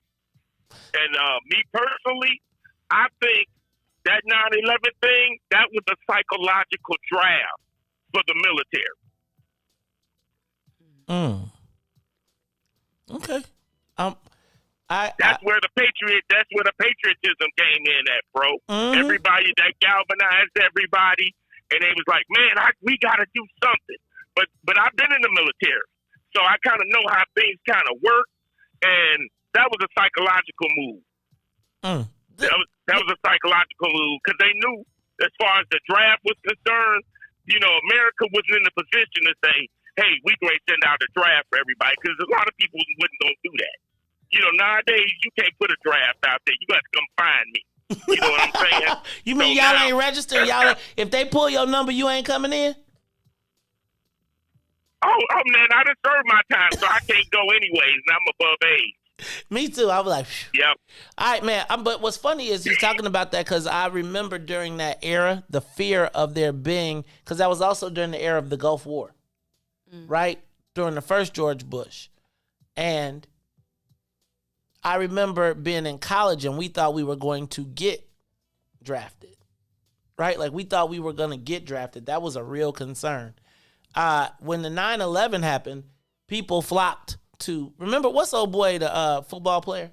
Remember he left and now they tried to make him, he became a hero because he left his football team and went to go join the army and then got killed? Yep.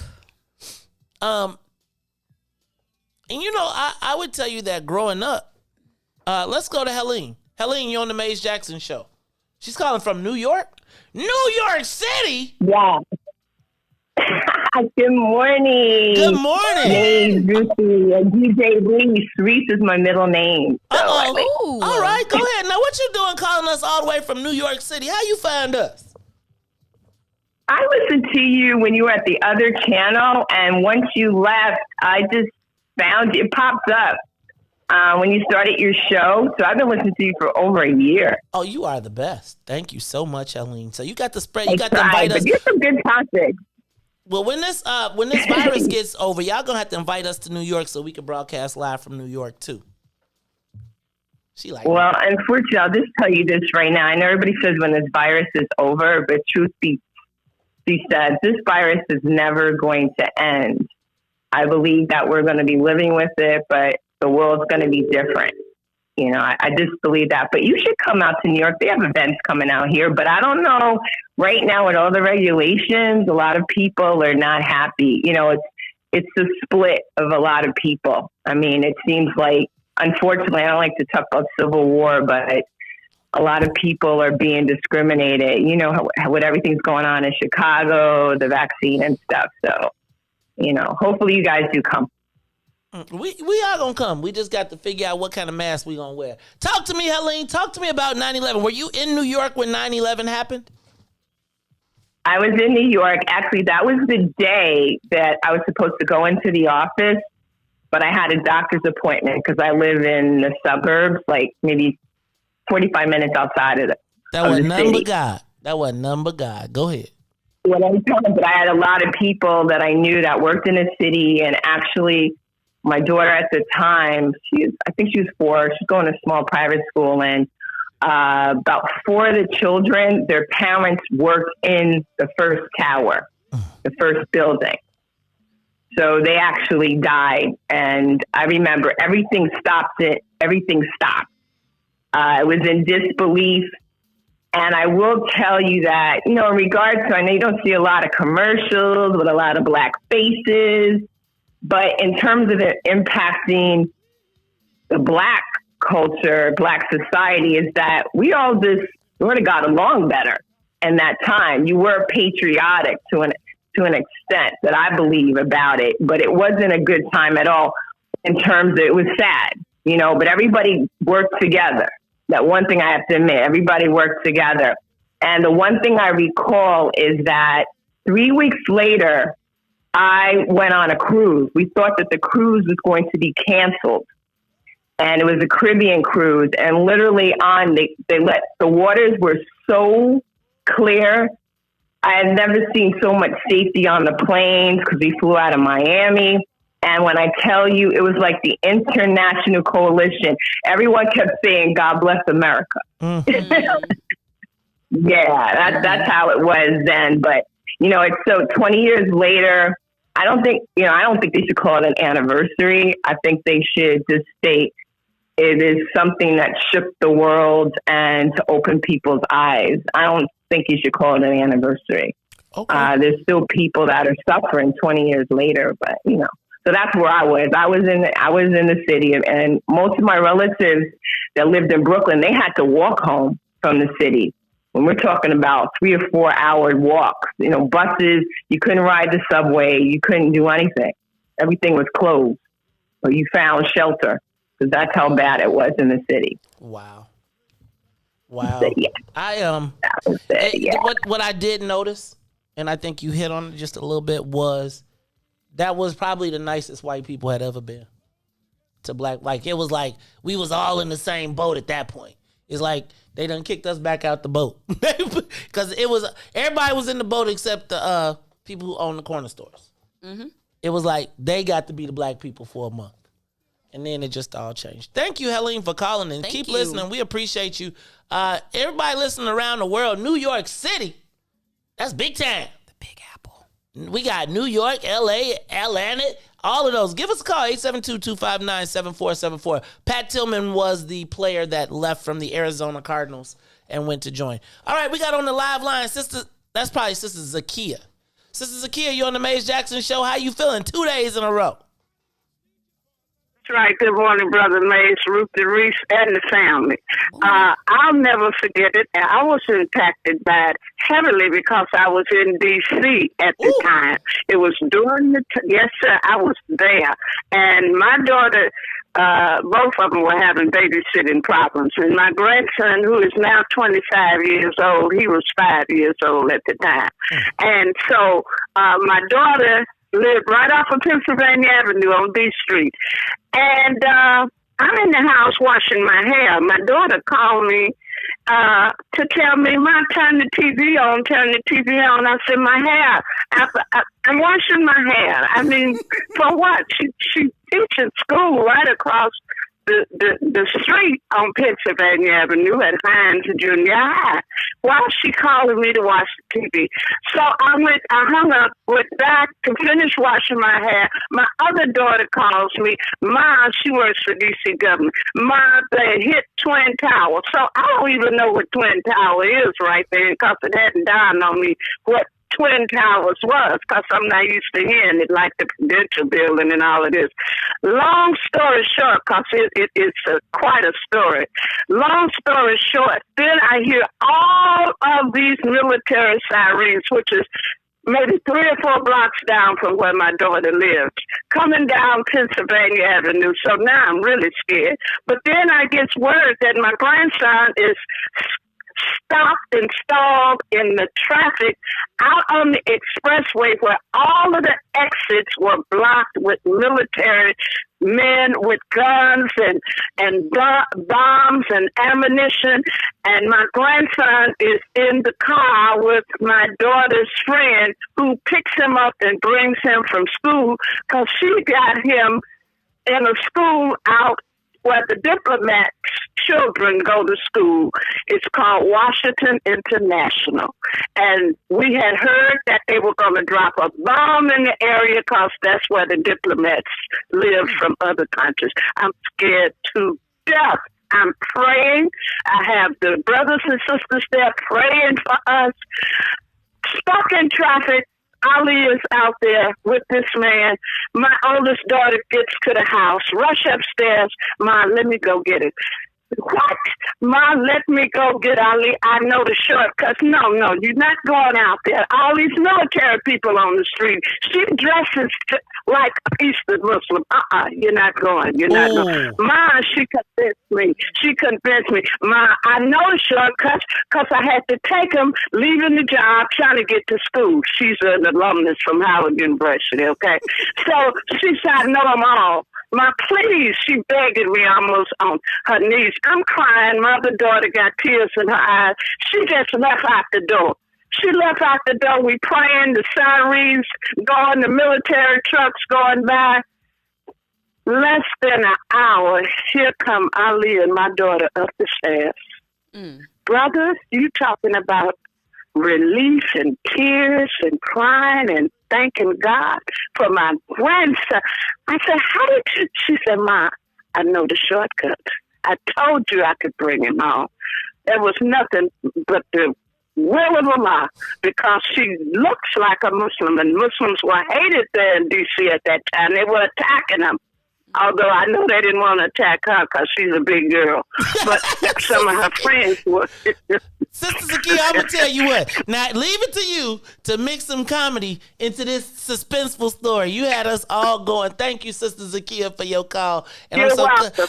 You're welcome. I didn't even think about, thank you. You can cut that one. Sister Zakia dresses like a traditional Muslim. And so I think about the black folks that's black folks. That's Muslim, and what they went through. Let's go to Robert Smith. Robert, you're on the Maze Jackson Show. 20 years ago, 9/11. Where were you? Good morning, everybody. Good morning. I was a mailman. I was at the Harvey Post Office getting ready to hit the streets. And I had a pager. Somebody paged me.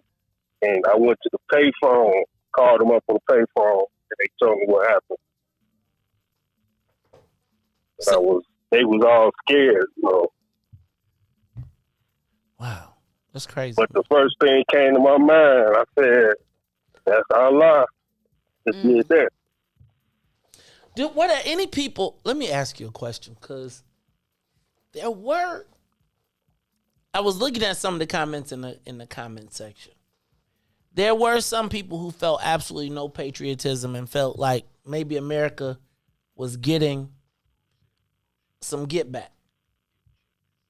Right. Did anybody? That's the first thing that came through my mind. Like, did you feel like we deserved it? Like, do you feel like? I feel like sometimes we deserve get back. America does a lot of stuff. So that's the first thing that came through my mind. But I noticed that day, like when it happened, I'm outside working. You don't see no more planes for a couple of days. You notice that nothing flying, the sounds and everything, and the sights. Thank you. All right, thank you, brother. I appreciate your call. Whew. All right, let's go to Jay. I know that's got to be James Big Slim Davis. He finna give us a whooping. He gonna be like, they owe it. Come on, James. What's up, brother James? How you feeling this morning? What's going on, bro? I can feel you, bro. I can feel your presence. You know it. You see, I predicted that was you. What's you know up? what? You know what? I'm not even gonna get into the political side of 9/11. We're gonna leave that alone. I'm just gonna let you know. I was doing the same thing I'm doing right now. I was on this truck. I was working for a different company at the time, and but I was servicing the town of South Holland at the time, and I remember, I'm servicing this one home, and a lady come out and said, "Did you hear what just happened?" And I'm looking at this lady. I'm thinking the lady's crazy. You know, it had to be around this time. No, actually it was around 9-10 o'clock that morning, and she was trying to explain to me what happened, and she was hysterical. She was nervous, and I didn't understand what she was talking about. So when I got back in the truck, I turned on the radio. I turned to WBBM, and I started listening. And maybe a half an hour later, we get a call from our supervisor. Everybody, they told everybody to just pull over, and we all individually talked to our supervisor, and they was asking us, did we want to, if anybody who felt emotional about the situation, that they want to go home and they don't have to finish the day, you could come in and go home. I didn't really feel nothing, no way about it. I continued. I finished my route. And at the end of the day, when I got home, it's like everybody was gone. It was a few of us that stayed on the job and finished our route. But I remember it like it was yesterday. And going home, it was just like, there was like nobody on the street going home. And it was eerie. And once I got home and turned on the news and saw what was going on, man, it was just an eerie day, man. But I was doing exactly what I'm doing right now. That's my story. All right, James. I appreciate you, man. I was waiting for you to give us the whooper. James be like, now y'all know how they did the Muslims, and the minister done told us, hey y'all, there was a part of me that felt like, as much as I knew we may have deserved it because people was getting bombed everywhere else, like, you don't come over here with that. Ruthie said she was going to join. Mm-hmm. Riis was like, I was minding my own business. Riis, did you feel any patriotism? What did you feel? Like, I'm always curious to hear your point of view. More shocked, and I actually had a similar, because I had a cousin that actually worked in that building, and he didn't go to work that day neither. What? So first of all, why is it that I've heard that story so many times from black people? Did y'all also hear the story that none of the Muslims went? Mm-mm. Do y'all remember hearing? Did you notice that what I did not see at all in any story ever, not once, was there anybody Muslim in the building? Think about this, though. I never saw one. Think about the human interest story that becomes for the newspaper if you're a Muslim American who died in a 9/11 crash, or in the 9/11, they would have been put at forefront just to be like, they don't even care about their own people. I never heard a story of of anyone from Muslim descent being in the building. I never saw any of those stories. And I do feel like those would be great human interest stories as you were trying to piece the country back together. Now, it may have been, we ain't gonna tell them stories because we don't want no sympathy, and it gives us justification. You don't want no warm, fuzzy feelings. However, there did become a lot of stuff that happened after that where there were attacks on Muslims, and our country said remember George Bush, they stood up and said, that's not American, we don't do that. Mm-hmm. I don't ever remember, but we still can't get no anti-lynching bill though. Sorry. Speaking of that, let me just tell you, did y'all know we've been in Afghanistan from that point 20 years? It's a long time. Shout out to the black woman, the only person that opposed Barbara Lee. And they tried to, was sending her death threats, telling her she was unpatriotic, un-American, threatening her life. And then remember they had Colin Powell present us with the pizza? This is where remember? As they had to start telling the lies to try and keep it, they started, it was crazy. the other part that I think that I hit the 20 years. Because how about this, y'all? In 20 years, work with me now. The Afghans will have gotten reparations twice before we got it once. We spent billions of dollars to rebuild their country after tearing it up to go find Osama bin Laden. You read the stories of how billions of dollars in cash, American cash, was shipped to Afghanistan because nothing worked but cash. Like they said, so much cash was being shipped that we didn't know. Like, I'm not talking about like sending it through a bank. I'm talking about like pallets of money. Mm-hmm. Billions of dollars of cash being sent to Afghanistan Afghanistan and Iraq to rebuild their country as part of our reparations for everything that we did. That was one. They got it in their country. Do y'all remember me telling y'all about Saturday morning when I was driving and I drove past the United Center? Mm-hmm. And there were all these organizations that were collecting goods. And they told me, oh, we don't want nothing used. Now, you know, your people down in Katrina and Ida and Henri and everything else, they take whatever they can get. The Afghans got to get all brand new. They are being resettled in the United States. They are being given homes.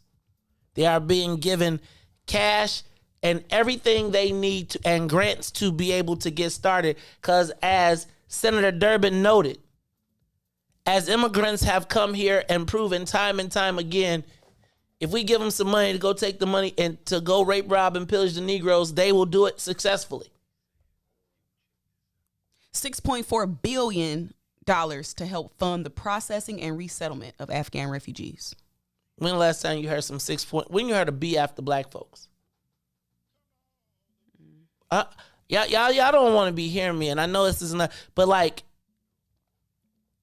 they paying the people who bombed us before the people who built it. They paying the people who tore it down before they paying the people who built it. Do y'all understand do you understand the gravity of, like, we're trying to save people who tore our joint up. They're going to have reparations twice before, and they would, could you, Ruthie, if you said you wanted to spend $6.4 billion to give reparations to black folks, just $6.4 billion. Who you think is voting for that? I'm saying just only black folks. 6.4. No, black folks will be convinced to talk not to vote for it too. Mm. $6.4 billion. How much? What they say reparations would cost? $13 billion for black folks. If you gave everybody like $100,000 or something like that. I think it was billions. It's in the billions. Let me just ask you. Where could black folks ask for $6.4 billion specifically allocated to our needs in federal government and people would say, okay?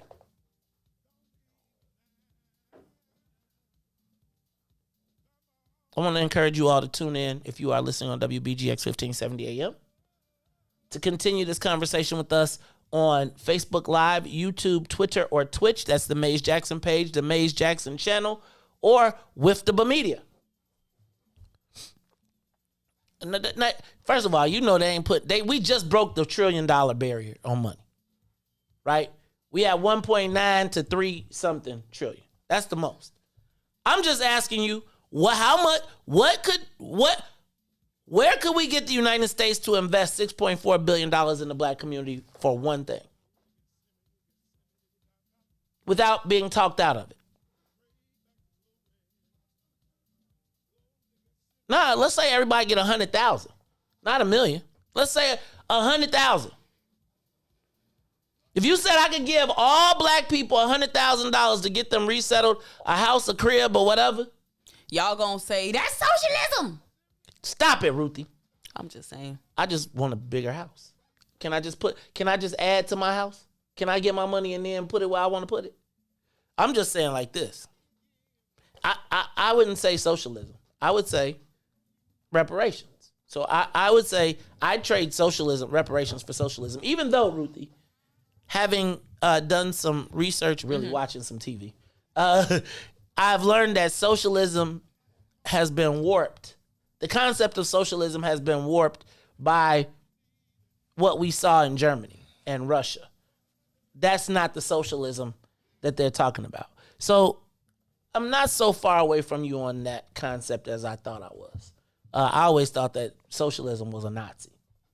That's not necessarily what it is. Anyway, hey y'all, it's the Maze Jackson Show. I'm your host, Maze Jackson. We're going to take a quick break. Where were you at 9/11? Plus, I'm going to also ask you, I'm going to ask you, what was your most meaningful experience as a child? Like, not from your mama, not at your school, right? Not your teacher, because that'd be simple. You'd be like, my mama was my daddy, What experience did they give you that was the most impactful in your life? We're going to talk about that. Plus, I'm going to take your calls about where were you on 9/11 or what was your most impactful experience. We'll be back after traffic news and the weather. It's me again. God's gonna turn around. I'm calling on you. You did it before. The Maze Jackson Show will be back after this break. Monster Jam. Coming to Allstate Arena September 17th through 19th. Brought to you by BKT Tires. Visit monsterjam.com for event details. You have to see it live, so get your tickets today.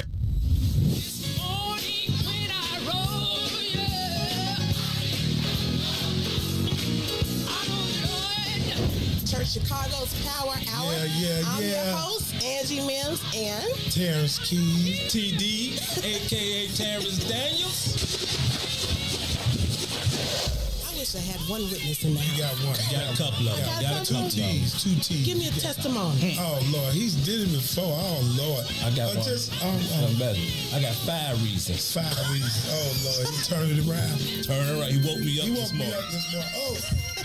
Don't do this. Don't do this. Go number ahead. 4, he woke me up this morning.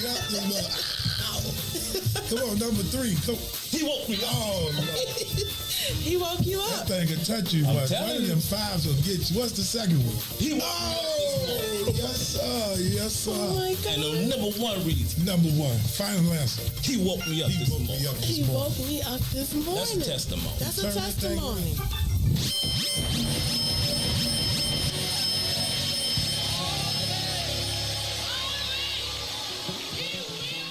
And now, traffic and weather.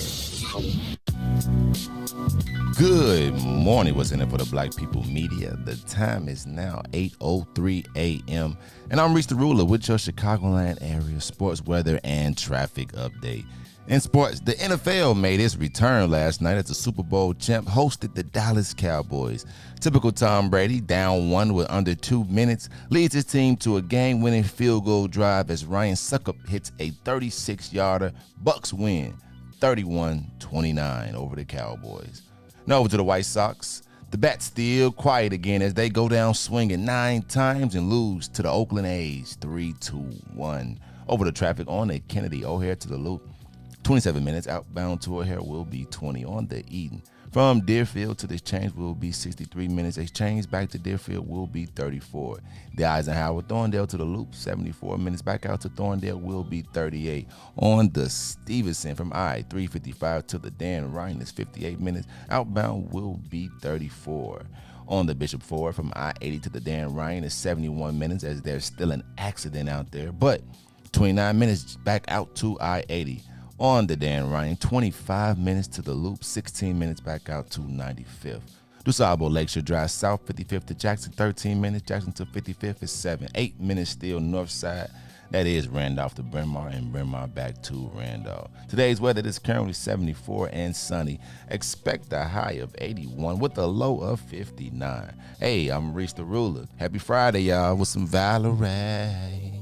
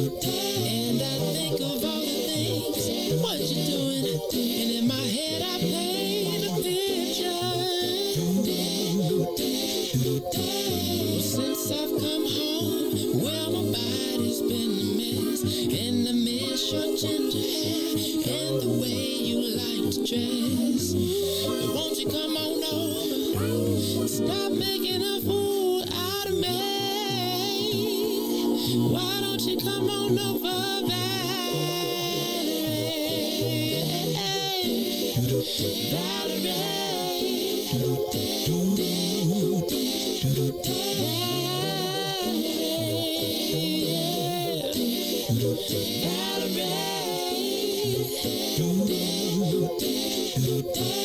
you have to go to jail? Put your house on up for sale. Did you get a good lawyer? I hope you didn't catch a tan. I hope you find the right man who'll fix it for you. And are you shopping anywhere? Change the color of your hair. Are you busy? And did you have to pay this fine that you've been dodging all the time? Are you still dizzy? Since I've come home, well, my body's been a mess. And I miss your ginger hair and the way you like to dress. Won't you come on over? Oh, stop making a fool out of me. Why don't you come on over there?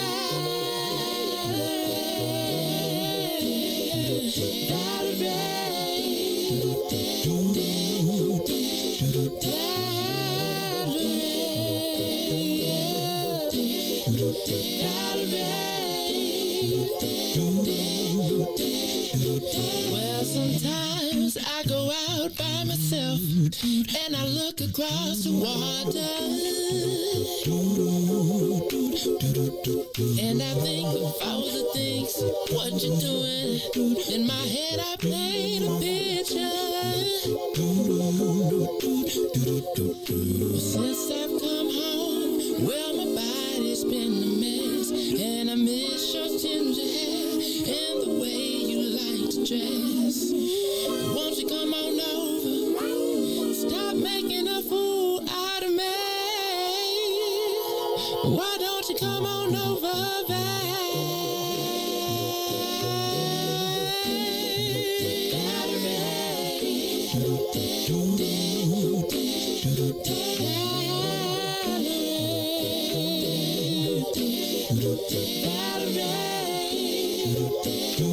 Why don't you come on over there?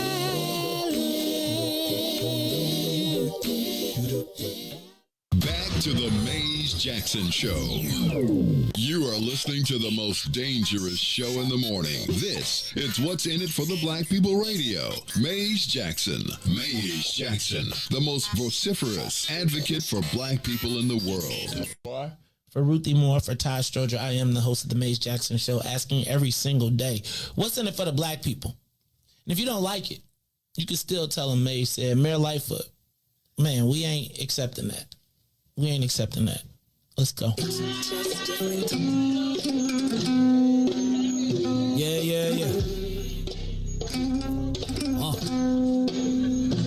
Let's get down to business and go ahead and address the facts, man. Lightfoot seems more lesbian than black. Rahm Emanuel's another case. He was just as tired. 50 closed schools left much to be desired. Police had Anjanette naked on that body cam. They suppressed the footage so it couldn't touch a lot of hands. Reminds me of that 16 shots in that cover up. Both of them similar, so I went and dug it up. George Floyd killed, a lot of riots happened in the town. Southside burned and they wouldn't let them bridges down. Grandmother sick, need a prescription and plus a couple groceries. You gon' have to travel just to get it now. COVID-19 out here shutting all the business down. Not enough SBA loans to even give around. So many failed businesses that you can put them in the pile. If you don't survive the pandemic, it's gonna sit you down. We sing, dance, play ball, entertain, and crack jokes. Government infested black neighborhoods with crack smoke. System that milked us so bad, we got lactose. Still trying to find out what's in it for us black folks. We sing, dance, play ball, entertain, and crack jokes. Government infested black neighborhoods with crack smoke. System that milked us so bad, we got lactose.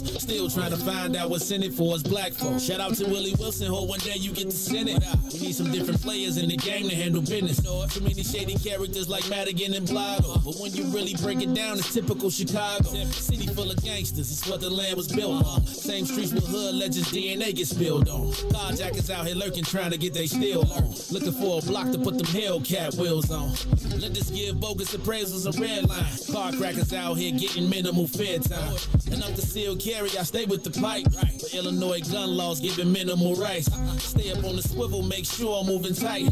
Check all of my mirrors when I pull up to the light. Pick my homie up from out of town, man, he caught a flight. He was hella nervous, told him, shorty, this a way of life. We sing, dance, play ball, entertain, and crack jokes. Government infested black neighborhoods with crack smoke. System that milked us so bad, we got lactose. Still trying to find out what's in it for us black folks. We sing, dance, play ball, entertain, and crack jokes. Government infested black neighborhoods with crack smoke. System that milked us so bad, we got lactose. Still trying to find out what's in it for us black folks.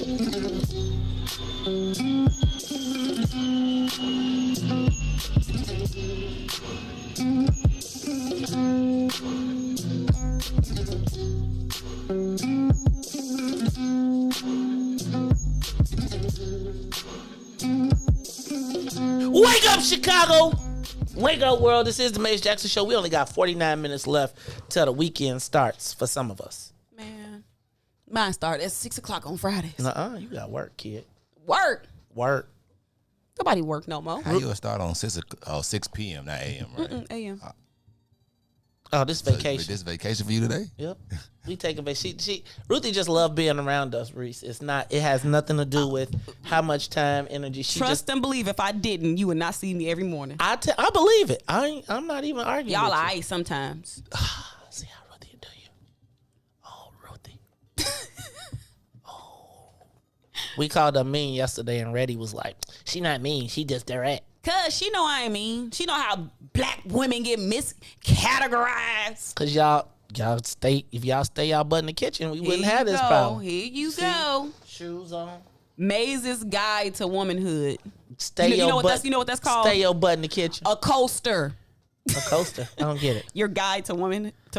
It's gonna be a coaster. Nobody's gonna read it. Oh, you're dissing my book.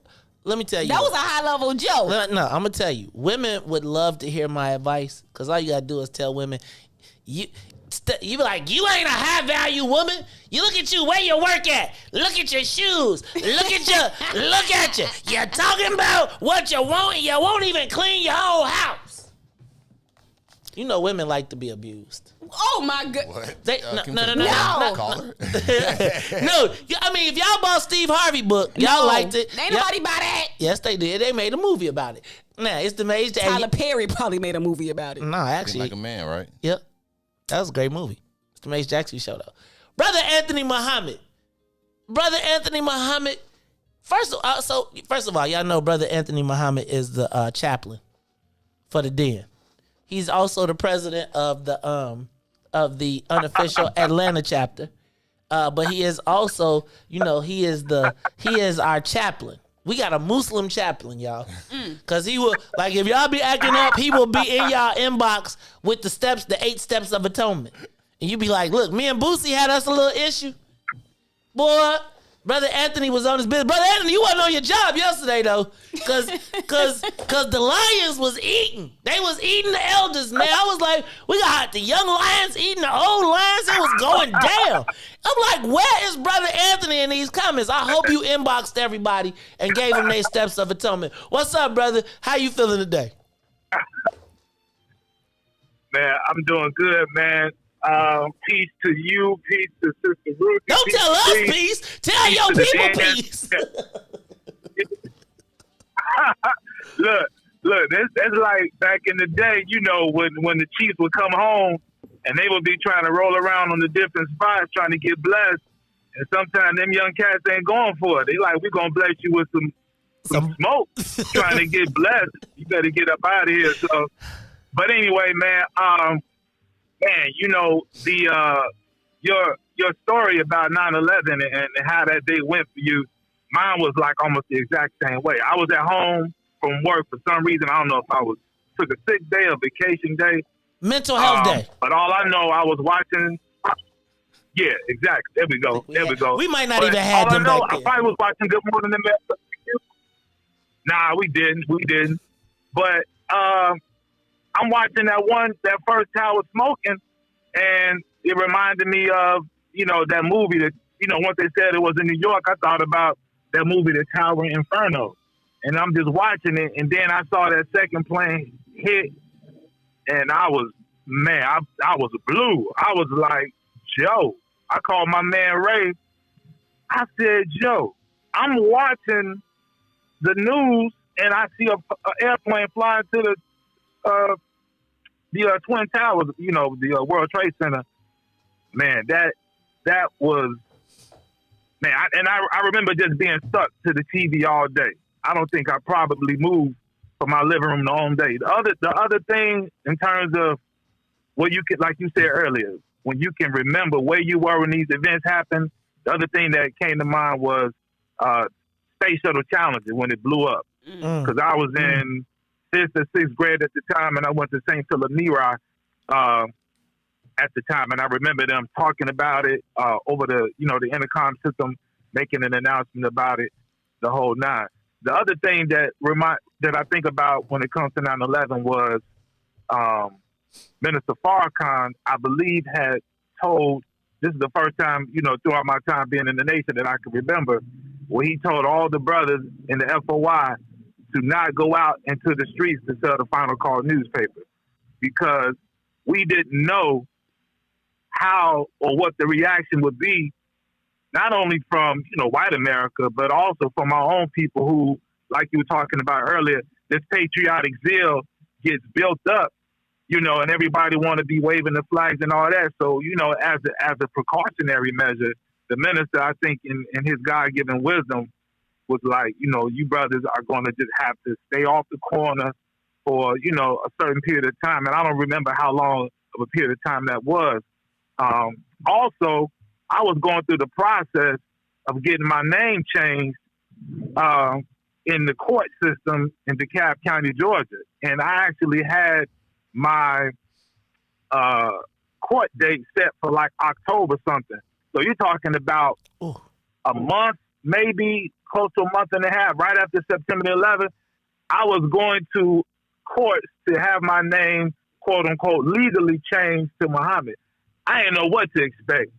But fortunately, when I got there, it was like the judge brought me in. I was brought into a judge's chambers, and he just asked me pretty much, are you changing your name to try to get out of, some past debts or something like that? And I told him it was just, for religious purposes. And he, gave it his approval. The whole process being in his chamber was probably to like 5 minutes. I really don't remember what the sentiment was going back to work. Also the Minister Farrakhan had instructed us, don't engage in conversations with people about 9/11. We were pretty much being silenced, which reminds me of the whole thing with Malcolm X when President Kennedy got assassinated. You know what I mean? We were just told to be quiet, to hold our peace. And this is before social media. So there was really no directive for us to not really engage in a lot of dialogue.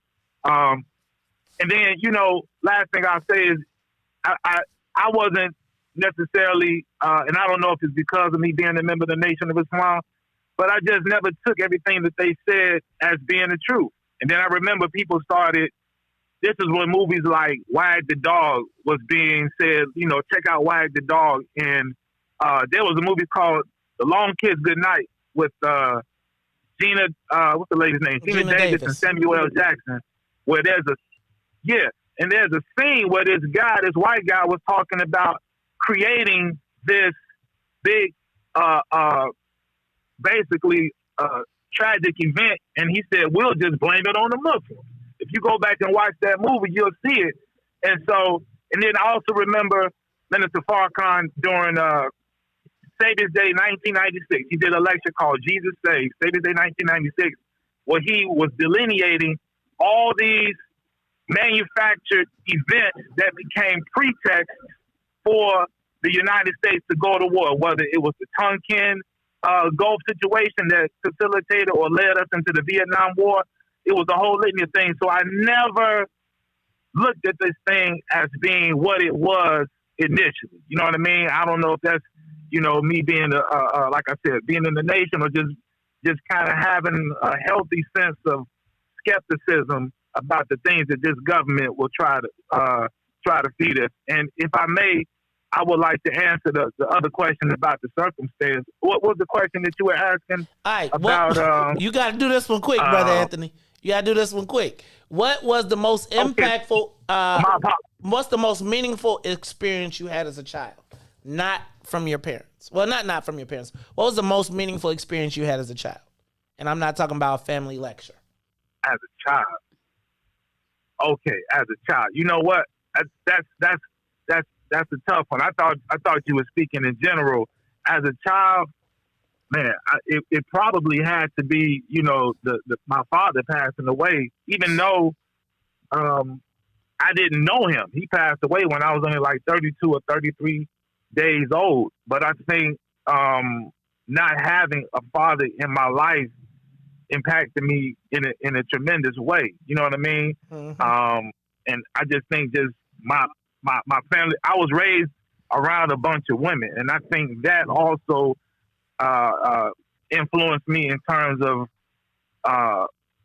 you know, certain things about my nature, my character and things of that nature. But I can't really point to one particular experience as a child that I would say that really influenced you know, that was kind of this life-changing circumstance, you know. But okay. Thank you for the time, man. I apologize for taking so much time, man. No, you the chaplain, though. Everybody. You the chaplain. You got space. You got space. We got space for Brother Anthony. We appreciate you. We know you be with us all the time, so we're going to make that space. Appreciate you, brother. Let me say it doesn't have to be life-changing. I'm asking what is the most impactful experience. Oh, we still got callers, though. So, caller, let me take your call. Now, callers, I can't let y'all get Anthony time. Y'all got 2 minutes. All right, caller, you on the call on the Mace Jackson Show. You can answer either one. Where were you for 9/11, or what was your most impactful experience as a child? Caller? Hello? Hello? Are you there? Hello? Yeah, we got you. What's up, brother? Hello? Good morning, yeah. Everyone gave the part about hitting the buildings, but it was interesting to watch them fall down. First, the people were jumping out the building, which was kind of crazy. They were showing it, and then they just kind of, you know, it's surreal watching them fold the buildings. At first, the news people were the first said I was in the car, or whatever. They were like, "Oh, a plane accidentally hit the building." Then you watch, you see a plane actually flying in the building, and then you start seeing, you know, the smoke and the fumes, the fire, and then you seeing people, specks, the people jumping out the building, jumping off them high floors, and then they come down. So, I mean, that's it in a nutshell. That was great. Go ahead. The other thing you know about that billion for the black, Trump said he was going to give him $500 billion. So it was a proposal on the table. But them dumb ninjas walked away. Oh, don't get Brother Frank back on the phone. All right, thank you. Brother Frank gonna get you. You know we're not supposed to talk about that because we'll get in trouble. You know black folks get mad. Next caller. Caller, you on the Mace Jackson Show. Thank you for your call, though. What's up? Caller, you on the Mace Jackson Show. Maze, it is Janessa. Uh-oh. Don't you start. We didn't choose violence this morning. What is it, Janessa, or is it Robin Patrice? Which one is it today? Both of them. She said both of them. Now, both of them. Now what you got? Do that. Go ahead. Come on, sis. Talk to us. That is one of the family members. Go ahead. So number one, to Brother Frank, if that was you yesterday getting beat up on and somebody was beating up on you, I'd jump on your team still today. That's just how I am. I'm from the West Side, and the West Side almost came out yesterday, and I had to remind myself this is not my house, this is May's house. So respect the house, and that's exactly what I did. But Brother Brother Frank, I don't have no hard feelings at all. I love that. Second of all, 9/11 was an inside job. Period, point blank. We already know that right now. Oh, Lord. Y'all hear Elliot in the back. What up, Loch Ness Monster? You don't be fronting, though. You can't be hollering in the background, dog. You going to have to get on here and get us our damn video. All right, go ahead. And my most impactful, before I go back there, Afghanistan. We also need to look at who was left over there because abandonment does breed contempt. And lastly, my most impactful experience as a child growing up, my uncle had cerebral palsy, and he lived to be almost 60 years old, which is pretty, it's up there for somebody with cerebral palsy, severe cerebral palsy. But I loved him so much, I started to volunteer with children and young adults who had it. And that just opened up my mind just totally to volunteer work. So when Ruthie says that, I feel it. I feel every single word of everything that she says. And that's all I got. Don't be calling up here to agree with Ruthie. Y'all just trying to team up in the women. Elliot, get her in the kitchen, dog. You let her get to the phone. Now she You let him get on the kitchen. Now you let him get on the phone. She probably got some shoes on. Elliot, handle the business, dog. Mate. He always at work. But look, another thing, shout out to the Chicago Fire Department and the fire that they had to fight on 80th and Cottage Grove. Ellie was at that fire for almost 2.5, 3 hours yesterday fighting it. So the firefighters, especially the black firefighters, always hold it down for the city. I love y'all. Shout out to the black firefighters, the Black Fire Brigade. Elliot, hey man, we know you probably got 12 jobs. You only in the union when you're in the fire department, because the fire department union, they be like, union when it's their pay time until they got their side job. He around here. I bet he ain't he don't go to no union studio when he be making songs. Nah, shout out to the family, y'all. And can I tell y'all what, though? What I love is the family component, right? Yesterday there was a fight in the comments, and today you saw both members being like, "We family though," and we can't burn it down. Look, Frank, brother Frank. Okay, Frank, I'm giving you 1 minute, brother Frank. You done had 10 today. You got 1 minute. And I'm starting the clock. Hold on, let me find. Hold on, nope, don't even start. Let me find my clock. Because I'm giving you 60 seconds. Stopwatch. Hold on. Right. You better start now. Go. Right now. Go, brother. Well, thank you. First of all, thank you, Sisters in there, as I'm still licking my wounds. I want to speak on, I love y'all too. Listen, I was in the Marine Corps, stationed in Yuma, Arizona, and we put on yellow alert when the first plane hit. It could have been an accident. The minute the second plane hit, we put immediately on ready alert and sent to the barracks to inventory our gear and get back. In case of any kind of invasion, trust me, you guys, the military, the Marine Corps, we was ready. We were already ready to be told what gate to report to, what plane to board, and everything. We were ready. Okay? I'm going to go and hop off now. I'm going to take it. Thanks for letting me call back in. All right? All right, Brother Frank, look at that. Brother Frank, you still got 16 seconds, man. You want to say something else? He did it, and he still got 10 seconds on the clock. All right, y'all, it's the Maze Jackson Show. What was your most impactful experience as a child? What was your most impactful experience as a child? You know why I'm asking this question? Because it seems like oftentimes, Ruthie, I've been listening to you. Okay, I'm not going to say I really was listening to you. Come on, give me my props. What did you make? Did you cook last night? Always. What you cook? Nothing. See, so now I can't get your plate. Tell you cook. Actually, no.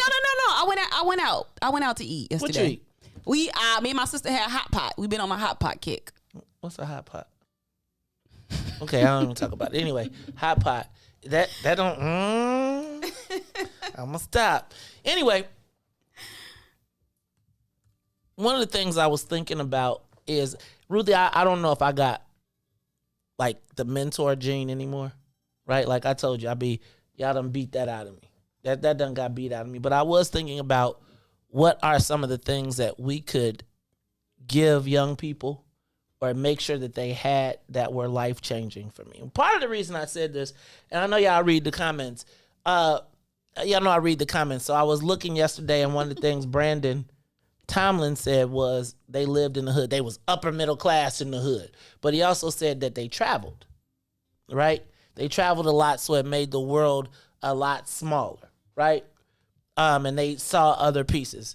I think Reddy said she traveled, but she still lived in the projects, but she had a family. You know, but I think there were moments that we all had, things from our childhood that helped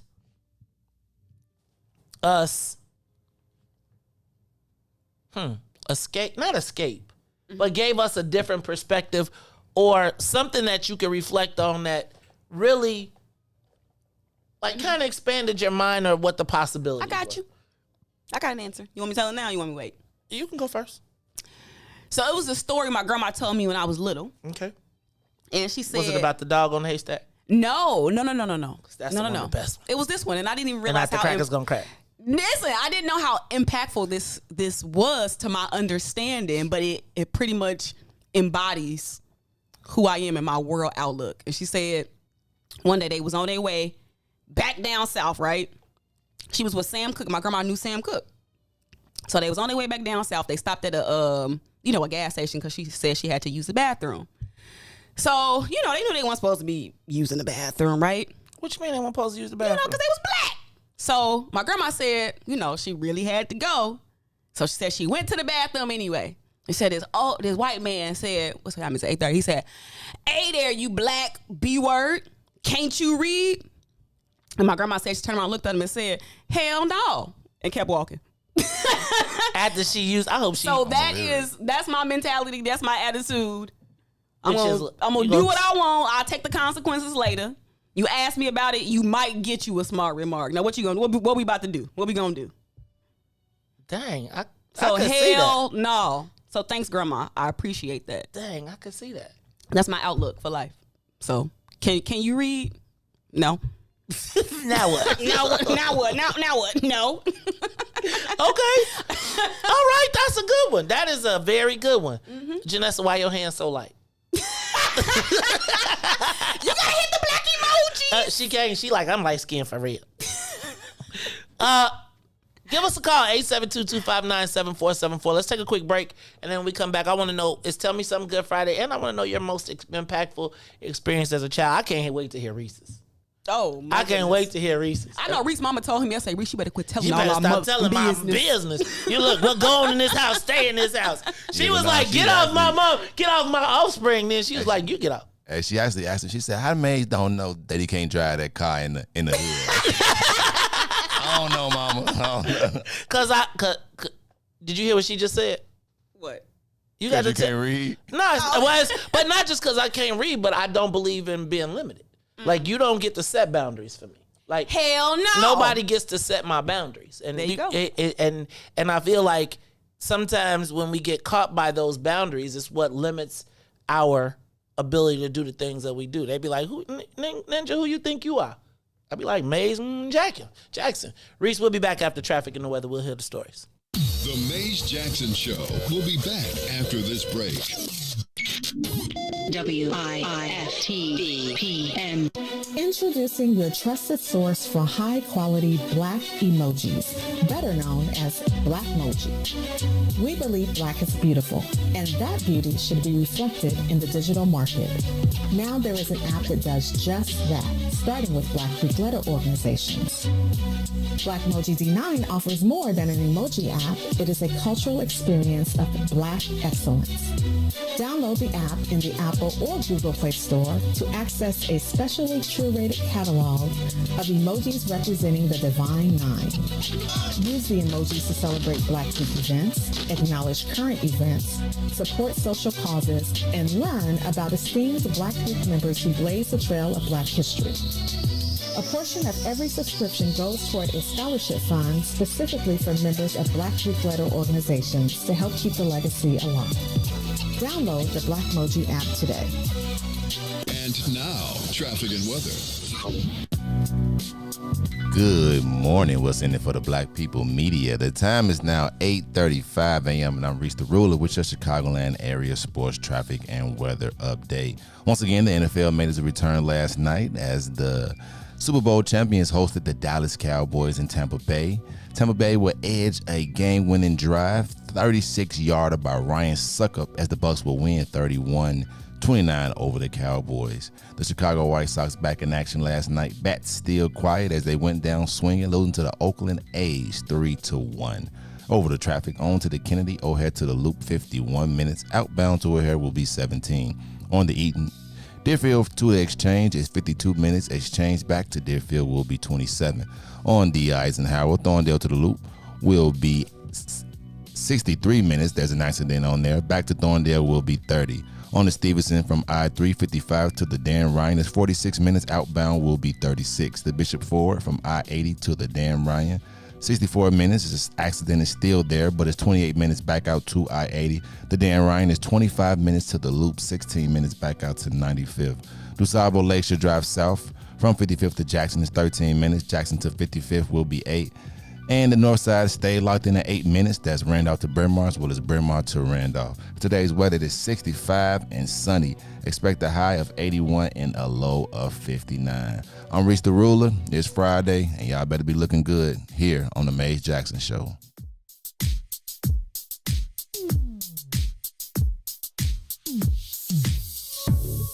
I don't know what you did, but you did it right. Girl, you make it look so easy. Everywhere you go, there's turning left and right. Can't say you a dime, you're a 20-piece. Cause girl, you're the reason I be acting funny. Everything in me telling me don't let you get away. And all the guys looking like they wanna love you. Every day I'm your body, got not over my dead body. Why you gotta look so good? Why you gotta look so good? Why you gotta look so good? With your hair done, nails done, when you put that grown on, why you gotta look so good? With your hair done, nails done, when you put that grown on, girl, why you gotta look so good? I can look and see you're not an average chick. You're shutting it down everywhere you go. Girl, I want you as bad as I want a check. Cause you're sexy from head to toe. Girl, you're the reason I be acting funny.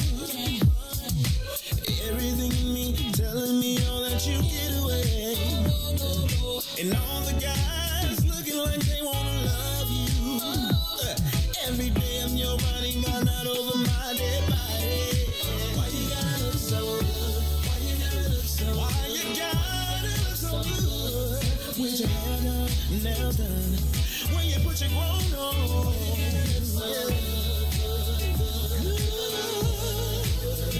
It's something about you when you put your grown on. When you're waking up straight out of bed, girl, why you gotta look so good? When you're at the job, just taking a break, girl, why you gotta look so good? In the club, turning up, why you gotta look so good? On the dance floor, giving more, why you gotta look so good? Why you gotta look so good? Why you gotta look so good? Girl, you know you be killing them when you be getting your own woman on. Why you gotta look so good? With your hair done, your nails done, when you put that grown on, girl, why you gotta look so good? Girl, why you gotta look so good? It's the Maze Jackson Show. I'm mad. What's that? See, you got the. You know what? No. We'll say leave that one right on the break. All right, it is the Maze Jackson Show. Yeah. Yeah. Negotiation. I don't want to negotiate. I just want. Just ask. Like he'll be like that. No, I don't want to negotiate. I'm not the negotiator. I'll be like, look, give me mine. I think that song asked too many questions. The one that just played. Why you gotta look so good? That's gay. That's asking too many questions. That's a compliment. Well, see, that's you. Don't ask me. You better tell me I look good. Okay. Too many questions. So, like, see, I told you, get your butt in the kitchen. Too many questions. Okay. All right. Sign of insecurity. Because women do that to men. No. We're not talking about what women do to men. We're talking about what men do to women. Too many questions in that song. Lord have mercy, Jesus. This one. All right, y'all, it's the Maze Jackson Show. I want to know, what was the most impactful experience you had as a kid? Ruthie's, I could see that. And that shaped you. I'd be like, I just have a spirit of not going. How does that work? Thanks, Grandma. Yeah, but how does that work? I mean, you gotta just deal with the consequences. Okay, I'm a but I'm saying you gotta be willing to deal with the consequences of standing on your whatever, like your values, your principles. Like, it come with consequences. People want to stand on their thing and then be like, but I still want the job though. You gotta. It's like it come with grave consequences sometimes. Trust me when I tell you I know. That's why you got to be like, you got to have it. Let me stop. Anyway, Riis, what was your most impactful, and let me say positive experience as a child? Like, what is... Okay, thank you. That changed it then. Yeah, because Riis, I mean, if you want to give us both, give us both. It was definitely either my daddy saying he went to the store and never came back. That happened for real? I swear to God. Riis, no. Stop it, Riis. I swear. I mean, he's still in my life now, but him and my mama got into it. He said, I'm going to the store. You remember that? Yeah, I was crying. I was like, when was you? Years old. When was you? 7 years old. Wait. You was crying because you knew he wasn't coming back, or when he didn't come back? They had gotten into it, so it was like an argument. I was supposed to get my hair cut, and because that's why you got the shag. And because it was like a long line, you know how daddy's actually, man, do you want to get it cut? So I'm like, no, I don't want to sit in the chair. So I went home. And they got into like an argument. So, I'm 7. I thought it was my fault. So, he like, I'm leaving. And he was like, I'm like, please don't leave. Like, I'm going to the store, I'll be right back. And it's either that or my grandma passing. But other than that, positive. Wait, did you see him? Like, when he went to did you see him in the hood, or you just never saw him again? No, like I saw him again. That they had their little separation time, but like he stayed in my life. Like though, it was like some stuff happened, but but he stayed in my life. He's still there now, but but that was the most like traumatic I can remember as a kid. Besides my grandma passing. Positive, the most positive thing that happened to me. Please tell us a positive, Riis. Please. What I had to do, like changing like who I was? No, just like that thing that you just remember. Like, like track and field then. Okay. Yeah. Like what did it give you? I don't know. It let me let everything out on the field. Okay. And I was like pretty good at it. I got like accepted to like college for that. So like doing From that. Prosser? Yeah, man, you gotta Google me. I was a dog, man. Yeah, I ended up my first year, junior year, I placed the 8th in the whole city of Chicago. And you was like Shikari. But the next year I came back for blood though. I'm a two-time state qualifier. I was pretty good out there. Okay, Riis. Yeah. Riis. That's why Riis be coming up. Did you wear Rugrats when was you colorful? Like, did you wear like a one leg in, one leg? Because Riis, I wore the tights though. I did wear the tights. For sure. The tights. And then, in track, I wear on real short shorts. So I had my tights and my real short shorts on and my little tank top. Man, I was fly in that. Fly. I'm trying to tell y'all. I used to like go to track meets and football games. Yeah, girls did like to come like track meets with them little shorts. But that's how to be. That's really why I watch football. I ain't gonna lie. Probably like the birth of my son. Just to look at the men bodies. Yeah, because y'all don't know nothing. I be knowing what's going on. I have a basic foundation of understanding. But what? You know what I like? I like in college football when the men wear the little crop tops.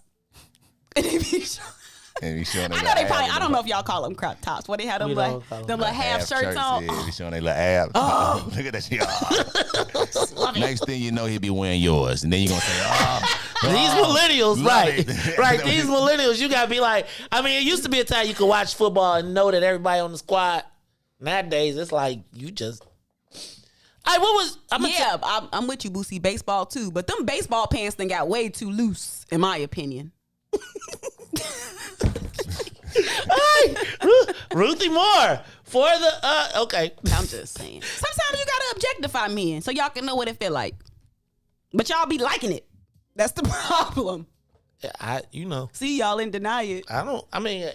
When people say how attractive I am, I don't have a problem with that. Ooh, Maze, your abs look nice. I was like, when did you know me in like high school? Because that's the last time you seen the bad boys. Even though in the mirror, I be poking, I could see them in the mirror when I turn to the right angle. And then I be like, if I twist like this and be like this in the morning in the shower, I ain't got to suck it in. I just got to twist a little bit. Twist. Yeah. Okay. All right. I'm going to tell you what my most impactful experience was growing up. It was every summer, I went to Marion, Indiana. Now, Marion, Indiana, when I was 7, 8, 9, 10, 11, 12, 13, was the best place in the world. Now, you got to say Marion, Indiana, but Marion, Indiana was the place where I had absolutely almost no limits to what could be done. When I say that, I mean my Uncle Amos had the most land that I ever saw. We could go outside. They had a camper, so we could sleep outside any day that we wanted to sleep outside. He had a tool shed that had every tool because he worked at Sears and Roebuck's, as well as he was the first black chief of police, right? So in Marion, Indiana. But in his tool shed, he taught my cousin Errol, had to be out there with him. And my uncle built his house. He could build anything. He built his own boat that we sailed. Like, my uncle was a handicraftsman. And my cousin, like, remember how I told you I used to always have to help my old man when he would build something or whatever? My cousin would help his dad build stuff. And at a young age, he knew how to use tools, like everything. So he could use a drill, like, without having permission. So we could build go-karts. We could build anything we could imagine. We could go to the tool shed and, like, we could take the wheels off of the big wheels and put them on our own go-karts. We could tear up the green machines and go play with them in the middle of the street. We could ride our bikes anywhere in Marion that we wanted to go. And as a kid, like, we played miniature golf, and my cousin Eileen worked at Kmart, so we could go to Kmart, and while she was at the Kmart, you could walk around and you could get everything, and she'll be at the cash register, and she had money and she'll pay for you. And it was the most, like, leaving the city of Chicago or leaving Bolingbrook, I felt it was like paradise. Because Uncle Amos didn't make us get up in no time, but it was so fun. You was up at 8 o'clock anyway. They had cable. Because it was fun. It was like... Right. Yeah. It was like getting up every day to go have fun, right? And even the chores, like, we had to burn the trash. Be like, wait a minute, we get to start a fire for real? They still burn trash in Pembroke. I believe it. I was just throwing it out there. No, I'm saying. But it was going to pick the tassels off the corn, right? It was, and all these things that you would be like, who can? But it was the freedom to just run and play and everything in my imagination. Like, Uncle Amos would let you drive at 10. Right? I couldn't touch the pedals. Errol was driving. That's a really nice name, Errol. Is it Errol or like Errol? Like Errol Flynn. Oh, not like a arrow, like a... No, Errol. Like ERROL. You know, black people will mess that name up. It just started with Q-U-P. What is the that? Q-U-E, that's spelled. So I would tell you, and then you know what the other thing that was the best for me was going away to summer camp. Like, away to summer camp. I don't know if I feel comfortable nowadays as much sending my kids away with all the terrible people in the world, even though I don't think you can always... But Uncle Amos, I'm going to tell y'all what. Uncle Amos was married to Aunt Shirley for 60-something years. They still married. Uncle Amos was so cold. All his kids, except for Errol, who moved to Charleston, he bought his whole block and built a compound, and all of his kids live on his land. Well, on their land now. Like... It was, and like I had to drive the lawnmower to cut the grass, right? Like, he had a driving lawnmower, so it was like I thought I was driving. They had me doing chores. He got his 40 acres in the middle. Right, but he worked for it. Remember, he was in a town where the last recorded public lynching was there. Like, he would take you to places. He would take you to places where literally the people that you saw in that lynching where they was pointing at he knew those people. They grew up in Marion, Indiana, which had the most not Marion, but Indiana had the most registered Claverns. It was the biggest Klan state in the country. My mom settled there. And I tell you that because, guys, it's also Tell Me Something Good Friday, and I told you on Monday that my mother lost a brother. And I told you about the hedge of protection that was prayed. And this weekend, my whole entire family, not my whole entire family, but the originals, 14 brothers and sisters, those that remain, will be going to Columbus, Georgia where they will be celebrating the life of my Uncle Claiborne. And I just think about when I think about it and when I talk about Uncle Amos, I cannot ignore our family reunions. Because our family reunions were probably the most impactful because the tradition and the history of our family was passed on. You guys, like that story of our grandmother who the night before she died prayed a hedge of protection around our family because she didn't have money to give them, right? And you talk about all the capitalism and everything, but our family, that link, that connection, that continuity to know that there was something greater. And don't give us condolences. I got to keep saying this. It is not condolences for Uncle Claiborne passing. He wanted to go. He lived a life. He lived his life for his God, and this was his reward in his mind. So we're not sad. That hedge of protection that my grandmother, that every time that when my kids come to the family reunion and I be like, and they be running around with their cousins and we all make them come and sit still and they tell the story of grandma who we never met, but we can feel. And that hedge of protection that protected our family, and knowing, quite frankly, and hearing and having it affirmed and being able to look at, those were seeing strong black men who had families and had kids and had offspring who then, when those were the most impactful moments for me. And so I just felt I needed to share that. Sorry. That was nice. I'm sorry. Family is important. You know, something that you reminded me of is I came around into my grandparents' life, like when they was like farming and doing that type of stuff because they wanted to versus them having to do it. So my experience with learning how to do that stuff, it was fun to ride in lawnmower and cut the grass. It was fun to go help collect the wood and act like I was chopping it. Like that type of stuff was fun, but I also recognized that I didn't have to do it for real. So my experience with it is a little bit different than probably most people's who had to go gather eggs in order to like survive. Yes. Yeah. But it also gave me the tools in the toolbox for when I became a man. It instills a certain level of, like, you ask people like, where your food come from? Or how did this get built? Like, and I do think that we are kind of missing out on it's a certain process that we are missing out on. You might, what you call it, work ethic, whatever. Well, but I do think like my uncle, so Uncle Amos, I look at it and I think he's got to look at it as being successful because all of his kids have gone on to be great, right? Mm-hmm. Done great things. And Uncle Amos made it his business to make sure that even though we had been blessed, that we knew we had the tools in the toolbox. That if times went rough, like we was at our last family reunion, he was like, I make my grandkids get up and go collect junk with me every morning, every Saturday. Now they think it's great to go collect junk with Pawpaw. Mm-hmm. But it's really giving them a skill set that in the case that things do, because they still got in the back of their mind the Great Depression and all those other things.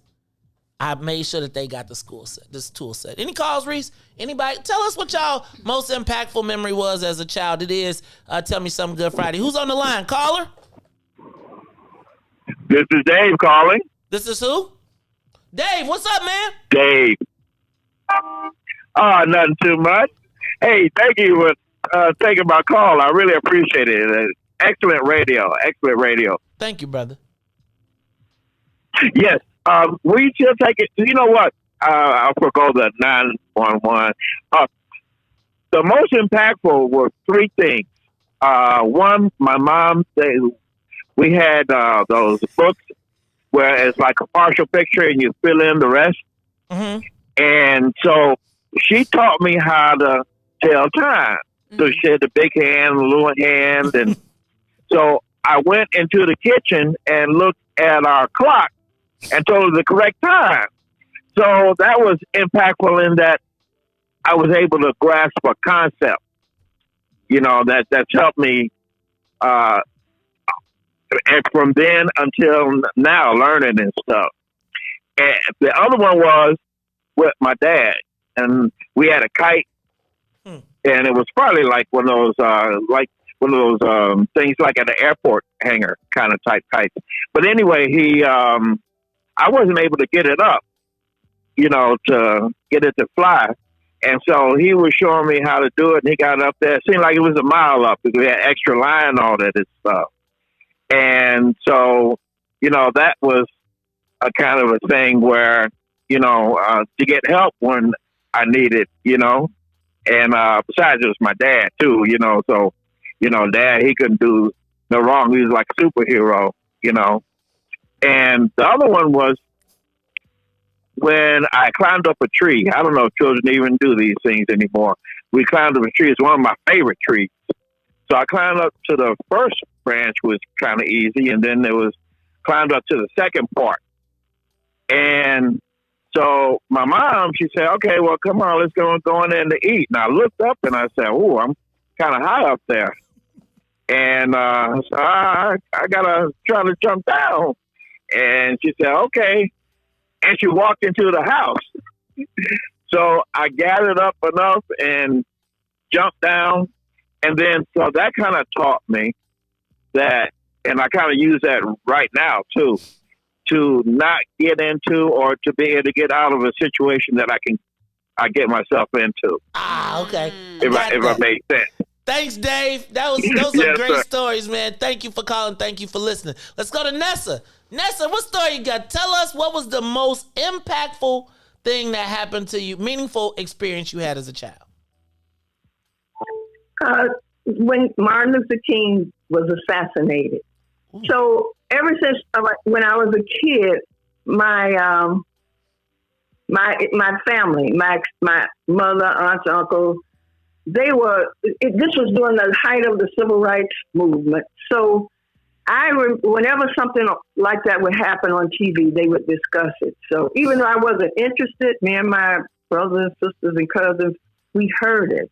And we would, when they had Goodman, Cheney, and Schwerner, everybody was talking about, did they find him? Did they find him? So, that stuck in my head. And they made us watch James Meredith walk in the University of Mississippi. And I remember somebody threw and hit him, hit his ankle. So all of that, and then my mother, we would be downtown and we'd see the civil rights marches downtown. And I would ask her things. What are they doing? So anyway, all of this was in my head, but I didn't know it. So when Dr. King was assassinated and they announced that he died on the radio, everything, it was like a life experience. All of it just went right across. It's like, and they say your whole life moved in front of you. Everything that I had saw as a kid up until him dying, getting killed, it just went right in front of my face. And ever since then, I've been conscious. I've been conscious. It woke me up. So when you said what was the most impactful, I was thinking of other things, but I was like, my whole life. This impacted my life from 1968 up until, 2021. Yeah. You know what? Thank you. Thank you for that call. You know what? I appreciate you. Hey, y'all, we got to wind this up because it's Friday and Ruthie got to get out of here. She got things. She looking like, I got things to do. You ain't got no job. You ain't got no job. Hey, you know what, though? You might as well. Hey, so could you, you might as well. Anyway, shoot. Yeah, first of all, I think I want to come back to this. Because first of all, think about somebody we went from, where was your story at? Hell no. From her grandmama to a grandmama. To probably a great grandmama who said her most impactful experience, meaningful experience was Dr. King dying. Yeah, but also, do you hear how people talking about, I learned how to tell time? Little simple things like that inform our different states of like consciousness and DNA and ancestral memory. Like those things are so powerful. Why are you trying to get deep? It's just amazing because we have such uniting experiences like through the generations, but the theme of these stories is like generational. It's intergenerational, and that's interesting.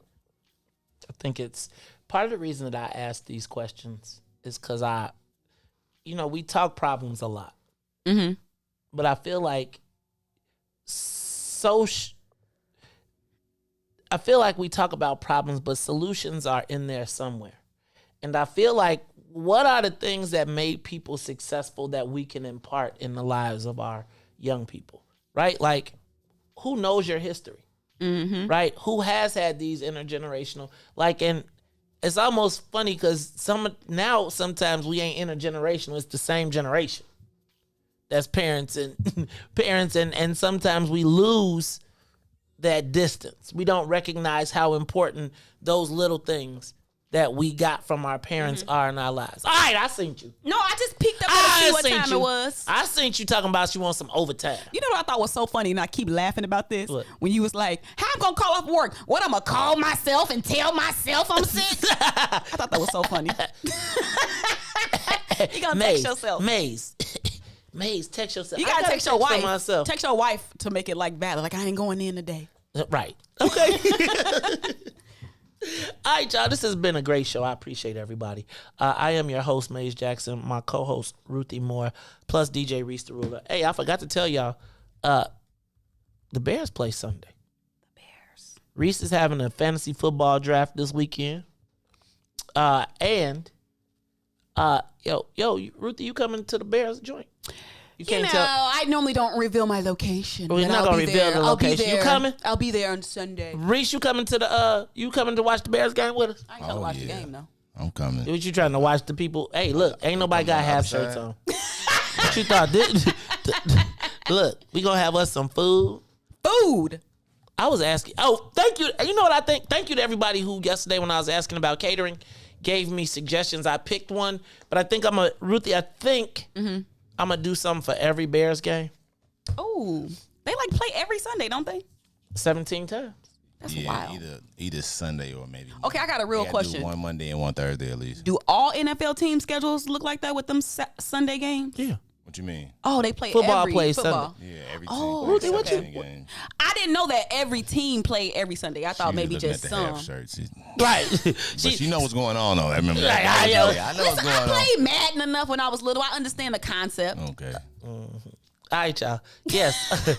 Hey, y'all. So I want to thank you all for a great week of shows. Thank you to Riis. Thank you to Ruthie. Hey, y'all. Thank you for all the shared experiences that we've had this week. Yeah. It's been great.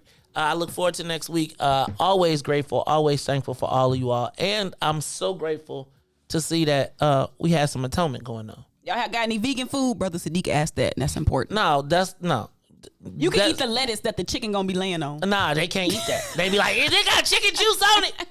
Just bring your own food, Brother Sadiq. Bring your own food, right. Bring your own food. Brother Sadiq trying to have his own party to bump us. That's all good, though. Uh-oh. He trying to do his own thing. All right, Joe. Don't forget, also next week we'll be revealing the lineup of What's in It for the Black People Media because we got a new season coming. And y'all gonna hear about DJ Riis the Ruler. I think he trying to run the joint. Look like DJ trying to be the boss of the station because I got things to do. So we're going to talk about all of that next week. I am Maze Jackson. I am Maze Jackson. Blah. See, that's God. So for Riis and Ruthie. We ain't do no tell me something good this day?